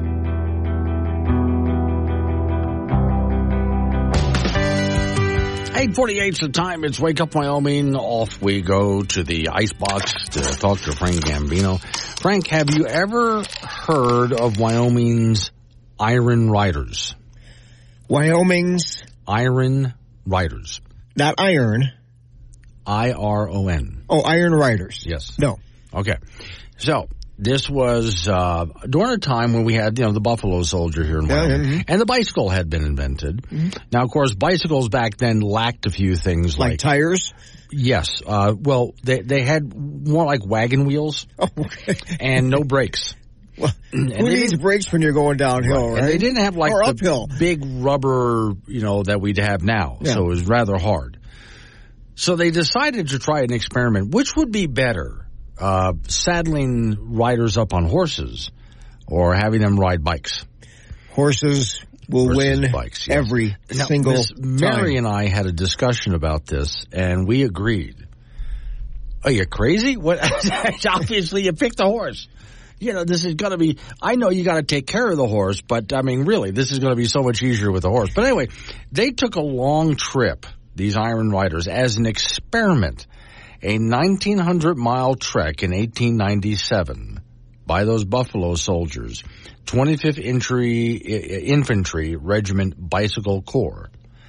And part of the route came right through Wyoming as they went through several states. They were on the road for weeks. And a lot of times there wasn't a road, as you can imagine. They're on bikes or on horses? Bikes. Okay. Yes, with no brakes. Right. Yeah. If I were one of those soldiers and say, who invented this? Well, yes. Oh, that would be me. It's going to be great. I go, you are coming with us for 1,900 miles, and you tell me how this how this works. Here's what I told Miss Mary that I would do. So if somebody turned and said, I think we need to experiment to find out which is better, the bicycle or the horse. So you, Glenn, get on that bicycle and ride 1,900 miles. Yeah. And my answer would be, no, this is your idea. I will sit here and wait, and you tell me what happened when you come back. Exactly. Men's college basketball tonight. The Wyoming Cowboys in Reno to take on Nevada. It's been a win some, lose some kind of season with a record of 13-12 for the Pokes and 6-6 in Mountain West play. In the latest NCAA net basketball rankings, UW is 161st in the country with a record of 1-7 in quad 1 games and 5-2 in quad 4 games. The Pokes did beat Nevada earlier this season, 98-93, but the Wolfpack are 20-5 and they're 7-5 in league play after their win over UNLV their last time out. That's a 9 p.m. start tonight from Reno. We'll have that for you on K2 Radio in Casper and KCGY in Laramie. Boys high school basketball from Friday. The top 2 teams in 4A squared off, and second-rated Laramie beat number 1 Cheyenne Central 71-63. So Laramie is 16-3 on the year, and Central drops to 19-2. Cheyenne East beats Cheyenne South 61-41. East is 17-5, and South is 0-20. Thunder Basin down the Trona 52-49. NC is 14-5 on the year, and Kelly Walsh is 7-13 after a 46-38 loss to Cody.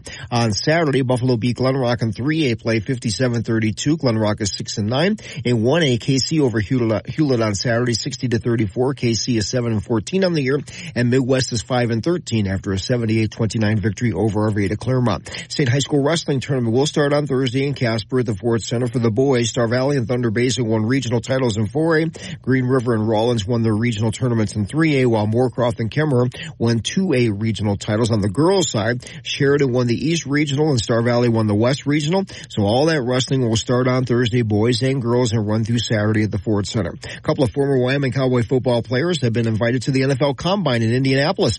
Laramie native offensive lineman Frank Crum is one of them. He started 48 games in his career on the O-line for the Pokes. It was the first team all Mountain West Conference selection. The other guy going to the Combine is linebacker Easton Gibbs. He's 8th on the all-time list in the school for tackles with 362, and he was the first team all-conference selection. The NFL Combine in Indy will be February the 29th through March the 3rd. And that's it in sports. So when we take a look at bicyclers, you've seen them on the interstates. Yeah. They're out there riding cross country, and they're on a nice bike, which is made from very lightweight but incredibly strong metals. They have nice puffy tires on there.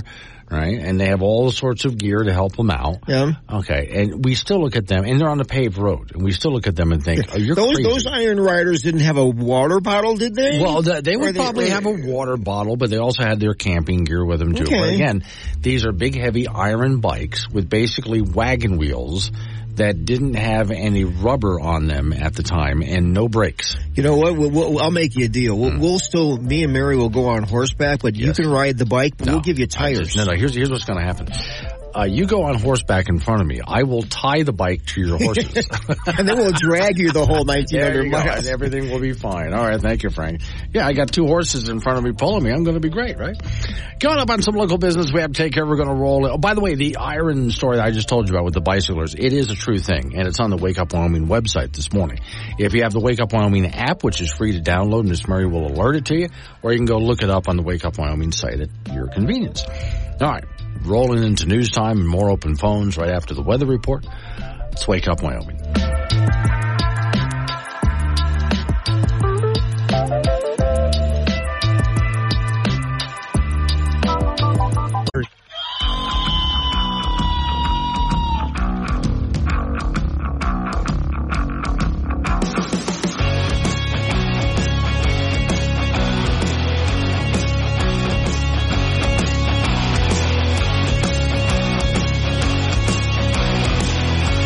Time is 9:06. It's Wake Up Wyoming. My name is Glenn Woods. It is open phone, so 888-97 Woods is the phone number. The last few calls were really good, and those callers had nothing on their minds that I was talking about. They completely changed the subject. You're allowed to do that, too. 888-97 Woods, the phone number. That's 888-97 WOODS. Today's show is sponsored by Rabid Penguin Spray, the only spray guaranteed to keep dangerous rabid penguins at bay. And to Mike, who called earlier, hey, Mike, how do you know there's no such thing as a rabid penguin? Have you ever met a penguin? Maybe that's the thing. Warning, this show contains reference to guns, liberty, limited government, low taxation, the cult of climate change, free thinking, cigar smoking, short people, rubber chickens, Karen's bureaucracy, liberal buzzwords, tour runs, traffic, toilets, terrible jokes, and more. No apologies will be issued. Guest callers may express any opinion they want without fear of being canceled. Unless you're a loudmouth jerk like Dave, then Glenn will hang up on you. Strap in, hold on to your coffee, and feel free to participate. This disclaimer does not refer to every person named Dave, just one particular Dave from San Francisco. We know a lot of Daves. They call this show all the time, and they're great people. So don't call this program and complain that we use your name. That would be a real Dave move, Dave. Just a quick side note before I get into the first topic of this hour. So I really do enjoy talking with people, not just on the phone, but there's people who use the Wake Up Wyoming app, and they text me. And I'm waiting to hear back here. Corey is in Nebraska. Now, he sent me a note, and we chatted back and forth briefly about a topic I was talking about. And he's just using the Wake Up Wyoming app to do that. But he is in Endicott, Nebraska. I had to look that up. I'd never heard of it. So, if you go into Nebraska, go down to the bottom of the panhandle there and move along the border with Kansas. Okay. Go way out across, because Endicott, Nebraska is on the border between Kansas and Nebraska. And it's about 2/3 across the state. Now, that's way out there. That is way out there. So what I just sent a note to Corey asking, so are you using the Wake Up Wyoming app to listen? Or are you listening to one of the radio stations that carries this program here? And because closest I could figure is the station in Cheyenne if he's listening on radio. Now, we do have some other people, like, for example, there's a gentleman who is from Wyoming, but he moved to Texas. And so he listens to the program off the Wake Up Wyoming app from Texas. My sister is in Florida, down below Orlando, about an hour or so, and she listens off the app as well. So I was curious as to where Corey from Endicott, Nebraska, how is he's listening to the program. All right, now, hey, Colorado, you're up. Headline, take a look at Colorado's first cannabis ghost town. I got a thing for marijuana, surrounds me like a sauna. When I get with you, I wanna tell the world how much I love ya.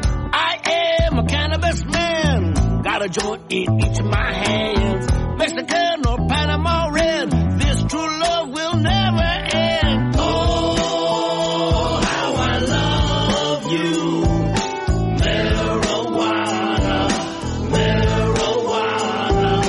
Oh. All right, so let's head on down. This is one of our stations with Town Square Media called 99.9 The Point.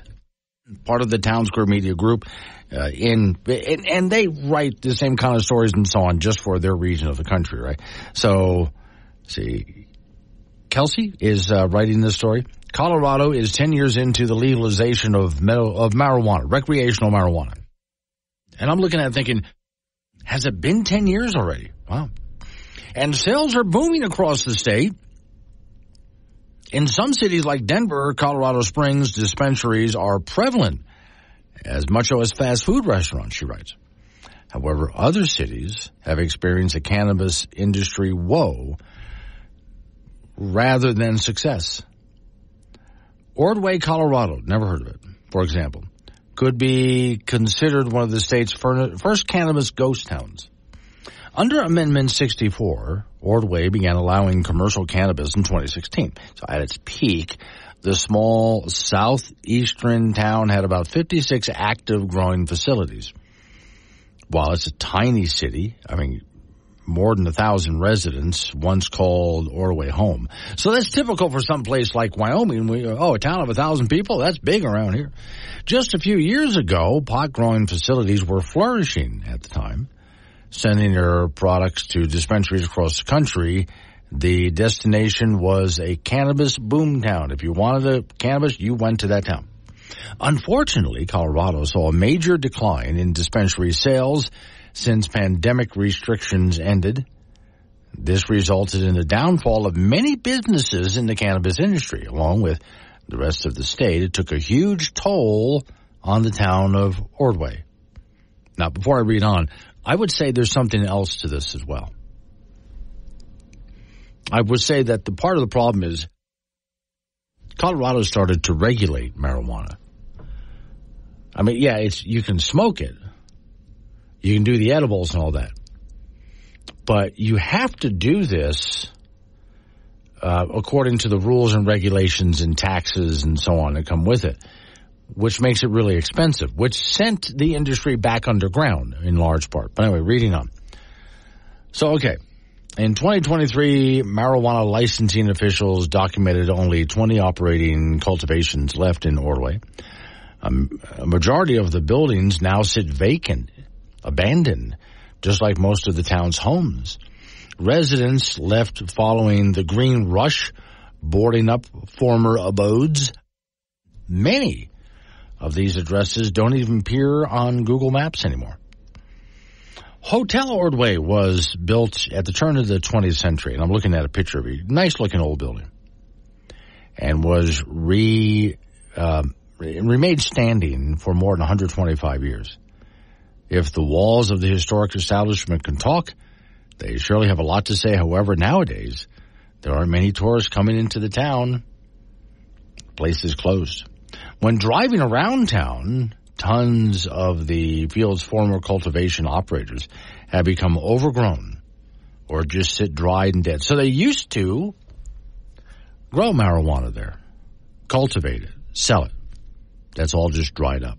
Hopefully life can flourish again someday in this tiny Colorado town. But for now, she writes, it's a cannabis ghost town. And I think I might just go ahead and send her a note and say, I think you got everything right in that story. You just left out that when Colorado started to overregulate and overtax, they sent a good portion of the industry just right back underground again, which is going to hurt towns like that. Okay, Corey from Nebraska sends me, today anyway, back to Nebraska later on. Oh, okay, I see. So, Corey, you're not in Endicott, Nebraska right now? Let me see. I would see the last note here. The app. Oh, okay. The app. I'm in Amarillo, Texas. Okay, so Corey from Nebraska is listening on the app in Amarillo, Texas. And then back to Nebraska later on. Okay, so when you're in Nebraska, Corey, how do you listen to this radio program? Is it over the app, or are you catching us on a radio station? Because there are some radio stations that carry this program, and, man, they have some big powerhouse signals. So it wouldn't be surprising to me if, let's say, you were listening on KGAB, for example. Man, does that have a signal. If I manage to make it through this week, I would like my straitjacket to be black leather and my helmet to sparkle. Thank you. You asked for an expert. We didn't have the budget for that. Wake Up Wyoming with Glenn Woods. Weekdays 6 to 10 a.m. and 24/7 on the Wake Up Wyoming app. I'm so happy to be here. Yeah. I'm just happy to be here. Still I know the world's on fire, the situation's dire. A lot of work and courage gonna be required, but I'm just happy to be here. Okay, so Corey from Nebraska is telling me can't pick up KGAB in Amarillo. I kind of figured that. However, when he's up in Nebraska there, so I guess what you're telling me, see, Corey lives way across the bottom portion of Nebraska as his home. So he's way out there. And I was kind of curious as to how he found the program, was listening. He said, on the app, when I'm close to Cheyenne, I listen to KGAB. I'll try the radio sometimes. I pick up KGAB out of Omaha in Oklahoma. So again, KGAB and also K2 Radio, which is out of Casper. So KGAB is out of Cheyenne, K2 is out of Casper. Those are two stations that really have powerhouse signals. So it doesn't surprise me that someone's way out there is listening to either of those stations, especially in certain directions at night, because their signals allowed to expand in certain directions at night. So, yeah, pretty impressive signals. But the rest of the time, yeah, I get it. It's over the Wake Up Wyoming app like a lot of people do. Okay. Thanks, Corey. I appreciate it. 9:22 is the time. 888-97-WOODS is the phone number. So, okay. Once again, climate activists continue to get the numbers wrong. I'll explain. So put on your respirator and let's fix that generator. And while we're out, we'll mend our fences too.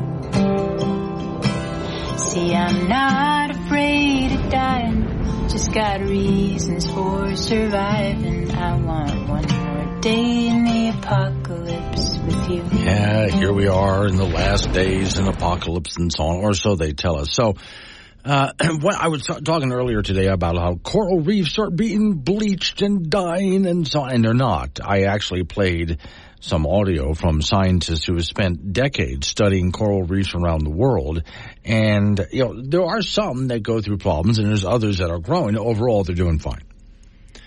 Health stock of fish contradicts climate alarmist predictions. Story says the oceans still very much a mystery to humankind, with a vast majority of it yet unexplored. This author writes, early in my career, I wanted to make an in-depth study of how climate affected marine life. After all, many media reports claim that the oceans will become empty by 2048. That's another one of those predictions that never came true. By 2048, there won't be any more life in the oceans. We would have killed it all.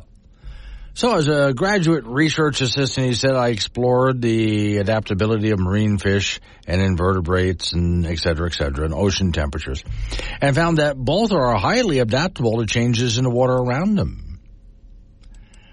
Now, evidence emerging from scientific studies shows that marine life may be benefiting from warmer waters. Marine life is benefiting from warmer waters. Contrary to the hyperbole, he writes, climate reports and so on, there's no alarming increase of global sea surface temperatures. There is no alarming increase of global sea surface temperatures. Even if temperatures increase substantially, fishes are free to migrate to cooler waters or wherever they feel comfortable. Fish also have natural adaptive mechanisms. Since their initial emergence in Earth's waters, fish has developed ways to allow them to not only survive, but thrive in a variety of environments. This reminds me back in the early days of the Rush Limbaugh show, when there were climate activists who were trying to stop over in western states like Washington State, cutting down trees because of the spotted owl. And they claimed that the spotted owl can only live in this certain kind of tree. That's the only place they make their nests. So you got to stop cutting down those trees. Then it was found, someone took a picture of a spotted owl that had made a nest in the K of a Kmart sign over the store. So there goes that.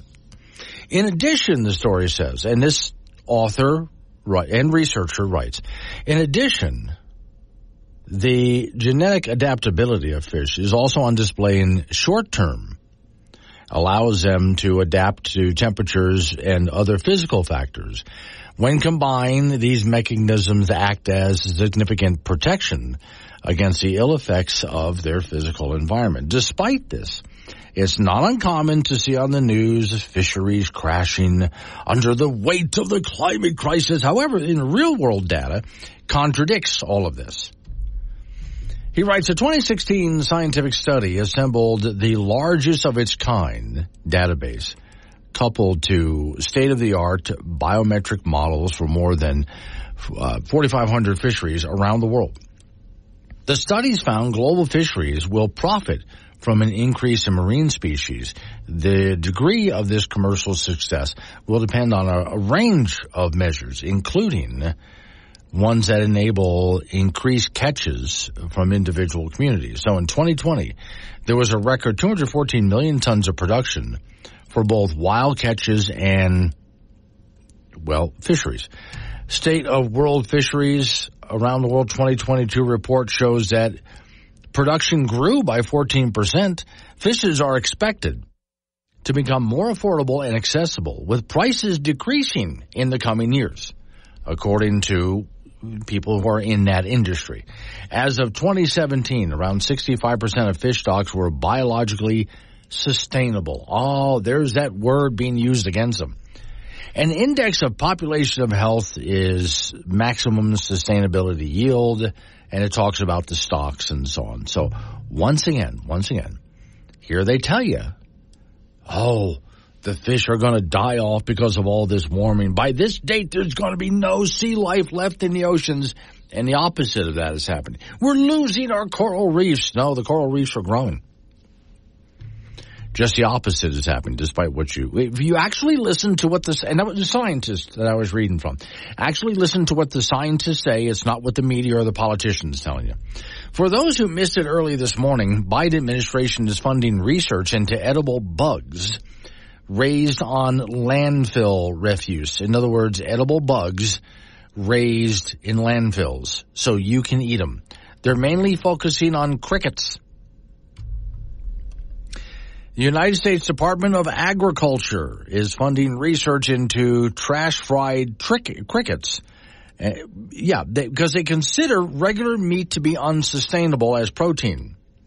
So they put about $130,000 in grants to support research into using municipal landfills to raise crickets, to harvest them for human consumption. And they want you to eat that for breakfast. Yum. Coming up on some local news that we have to take care of right after the local news update on the weather forecast, and you and I get back into it again. Phones will be open, 888-97-WOODS, that's 888-97-WOODS. You can talk about what I'm talking about, change the subject, however you want to do this, that's fine. I'll just kind of roll with the whole thing. Let's Wake Up Wyoming.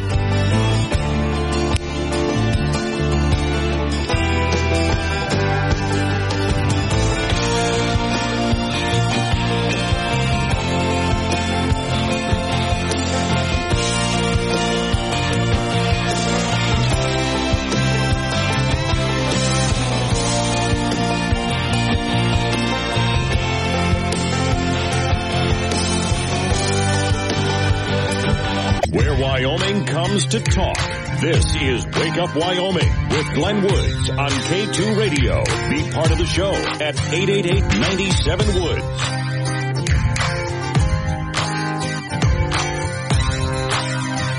9:36 the time. It's Wake Up Wyoming, so off we go here. There's a question that I wanted to answer for some people. It's on the Wake Up Wyoming site.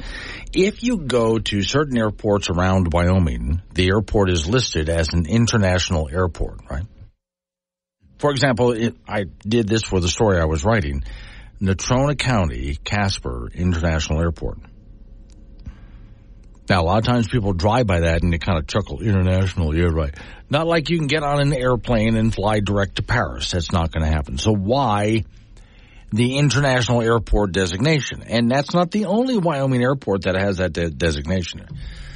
So I've known this for a while, but then I started to realize that a lot of other people have questions, especially because I'm a dork like this. I actually, on Facebook, follow different Wyoming airports that post on Facebook. Yeah, I want to see what they're up to. So, from the Casper Natrona County International Airport Facebook page, they write, what does it mean to be an international airport? The designation is the U.S. port of entry, meaning it is a U.S. Customs office allowing passengers and freight to enter the United States. While most people think of this term as an international air carriers, think Air Canada, it actually is a custom office at the airport, which clears about 500 aircraft a year. So this could be aircraft coming up from South America, and they fly way into the United States and land in Wyoming. There's a custom check. Canada, for example. And it's not always people in many, it could be, people, corporate jets and so on. That's very possible. But it could also be just cargo coming in and out. So then I looked up this definition. International airport can be named as such by simply containing a customs and border control facility enabling international flights, regardless of whether international flights currently operate from the airport. There's that too. However, I do know that some Wyoming airports, mostly from Canada, things are coming down into the United States. Yes, it could be a corporate jet, or it could have some cargo, FedEx and so on. And so they stop to get cleared through customs. Here's another one. Aviation experts' definition of international airport doesn't have anything to do with how large the facility is or how frequently flights head to overseas destinations or just out of the country. An airport that features customs and border control facilities that allow passengers and freight to travel between countries is key to determine the international designation. Now, if you're wondering, well, then if it only comes over a few times maybe during the course of a year. Well, there are some places that I know, not even in Wyoming, other places where, like, for example, let's say I wanted to fly my little airplane to Canada. And I land at some little airport somewhere out in the middle of nowhere. I have to stay in my airplane because I'm not allowed to step on Canadian soil until they clear me. That's the law. But I would have cleared it in advance. I would have made a reservation. And the customs person will be there to meet me. So before I fly over the border, I just let them know I intend to land at such and such an airport in Canada at such and such a time. Can I have a customs guy show up? Yes, they say. I will pay for this, by the way. They're going to make me pay for the customs guy. But anyway, so he sets up an appointment to be there. Other than that, he has other work to do, but he will make that appointment.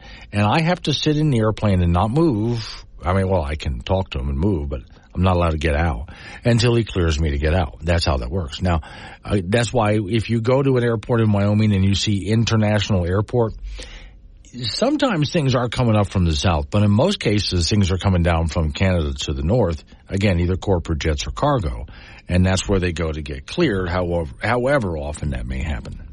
Ma'am, I pulled you over because you failed the signal on that last turn. I used my turn signal, I swear.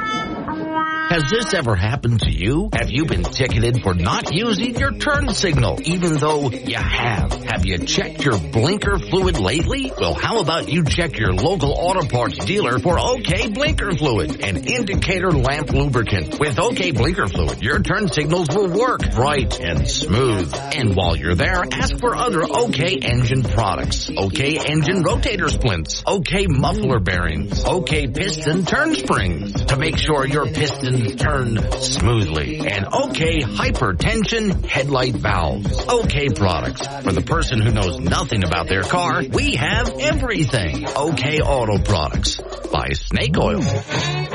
Woke Radio, WOK, broadcasting from Mom's basement until climate change floods it, which according to Greta Thunberg could be any day now, at which point we'll move up to the attic right between the TV antenna and that smelly steamer trunk. He's talking to himself in a padded room, and you could be the voice in his head. Join the conversation on Wake Up Wyoming, 866-97-WOODS.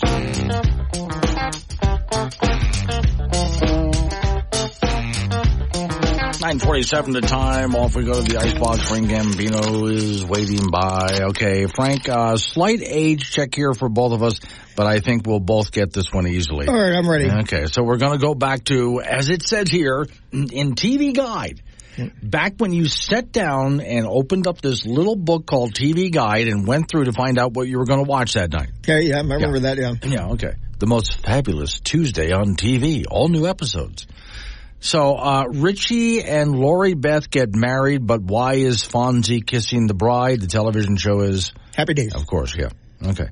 In the Army, Laverne and Shirley, that's already a giveaway. They have to hide a AOL buddy.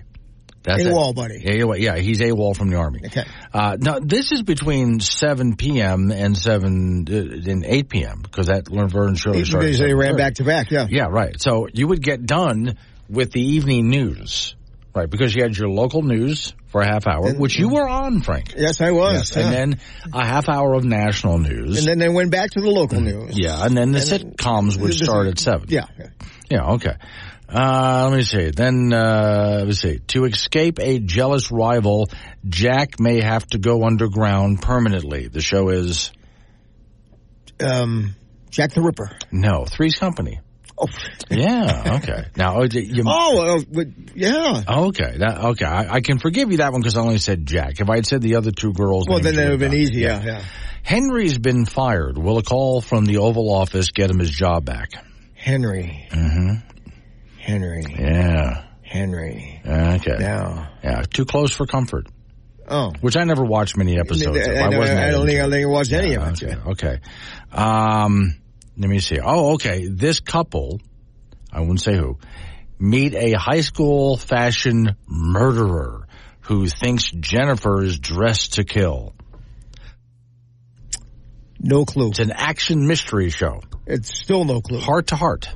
Oh, I've heard of that. Yeah, okay. I don't think I watched it very much. No, okay. I think I watched an episode or two, and that was about it after that, But I do recognize all of those shows. Now, out of those shows, do you think any of them were worth a damn? Not really. Okay. Well, no. I think Happy Days will actually go down in American TV lore. Sure. Yeah. I was at the Smithsonian magazine, but the museum in Washington. Right. Guess whose jacket is right there? Oh, the Fonz, yeah. His jacket is right there. And it's in the same setting as Archie Bunker's chair. Exactly right. Archie Bunker chair is right there, and the Fonz jacket right there. Now, when you saw Archie Bunker's chair, is Edith's chair and the little table in between? You know what? I got to remember that. Okay. I know his chair is there. I know it.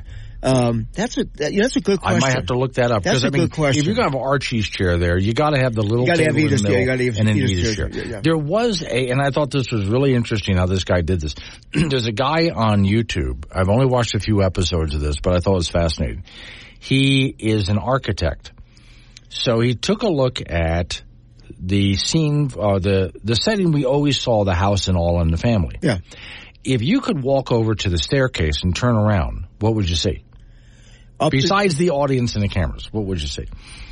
So as an architect, he got in there and drew what the house probably looked like.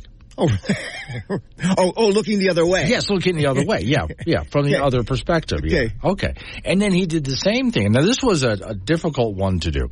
For the Brady Bunch, he took a look at it and said, the Brady Bunch house is impossible. Because they had too many stairs. Yeah. Oh, there's all sorts of problems with what that looked like from the outside and the inside. Doesn't match a bit. It was never designed to, I think. All right, in men's college hoops tonight, the Wyoming Cowboys with a roadie at Nevada. Cowboys have been up and down. They win some, you lose some. They're 13-12 overall, 6-6 in Mountain West play. In the latest NCAA net basketball rankings, UW is 161st in the country with a record of 1-7 in quad 1 games and 5-2 in quad 4 games. Now, the Pokes did beat Nevada earlier this year, 98-93, but the Wolfpack will come into tonight's game with a record of 20-5 and 7-5 in league play after a win over Nevada, Las Vegas their last time out. 9 p.m. tip-off tonight from Reno. We'll have that for you on K2 Radio in Casper and KCGY in Laramie. Boys high school basketball from Friday. The top 2 teams in 4A squared off. Second-rated Laramie beat number 1 Cheyenne Central, 71-63. Laramie is 16-3 on the year, and Central drops to 19-2. Cheyenne East, a big winner over Cheyenne South, 61-41. East is 17-5, and South is yet to win a game this year after 20 tries. Thunder Basin down the Trona, 52-49. NC is 14-5, and Kelly Walsh is 7-13 on the year after a 46-38 loss to Cody back on Friday. Then on Saturday, Buffalo over Glenrock in 3A play, 57-32. Glenrock is 6-9. And 1A play, KC over Hewlett 60-34. So KC is 7-14 on the year, and Midwest beat Arvada Claremont 78-29. So the Oilers are 5-13. State High School Wrestling Tournament will start Thursday in Casper at the Ford Center for the boys. Star Valley and Thunder Basin won regional titles in Class 4A. Green River and Rawlins won their regional tournaments in 3A, with Moorcroft and Kemmerer winning 2A regional titles. On the girls' side, Sheridan won the East Regional and Star Valley won the West, and that all starts on Thursday and runs through Saturday at the Ford Center. A couple of former Wyoming Cowboy football players have been invited to the NFL Combine that will be in Indianapolis starting later this month. Laramie native and offensive lineman Frank Crum is one of them. He started 48 games in his career with the Cowboys on the O-line and was a first-team All-Mountain West Conference selection. The other guy going to the Combine is linebacker Easton Gibbs. He is 8th on the school's all-time list in tackles with 362. Also a first-team All-Mountain West Conference selection. The NFL Combine in Indianapolis, February the 29th through March the 3rd. And that's it in sports. So, when it came to watching TV, now you and I would be much younger at that time, the time period I was talking about. Did you get to have any say in the household? No, zero. No. Totally. We watched, when I watched, it was whatever my father wanted to watch. Right, yeah. So, okay. but he loved All in the Family. You know. Oh, yeah. We watched it all the time. Yeah. I don't think they could put that show on TV now. No. Have you ever gone and watched a show? You loved it back then, but you go to watch it today and you think, what the hell was I thinking? You know what? I'd have to go back to the TV Guide, actually, to say, boy, that wasn't as good as I... No, I found myself doing that actually quite often. I loved that show when I was a kid. Then I got older and watched it and went, the hell was I? Was I a moron? Yeah, what was I? Like Starsky and Hutch or something. Oh, God, it was just, okay. But, we're supposed to get smarter as we go. We don't. Yeah, okay, you're right. All right, see you tomorrow, Frank. Coming up on some local business we have to take care of on that hopeful note. That's Wake Up Wyoming.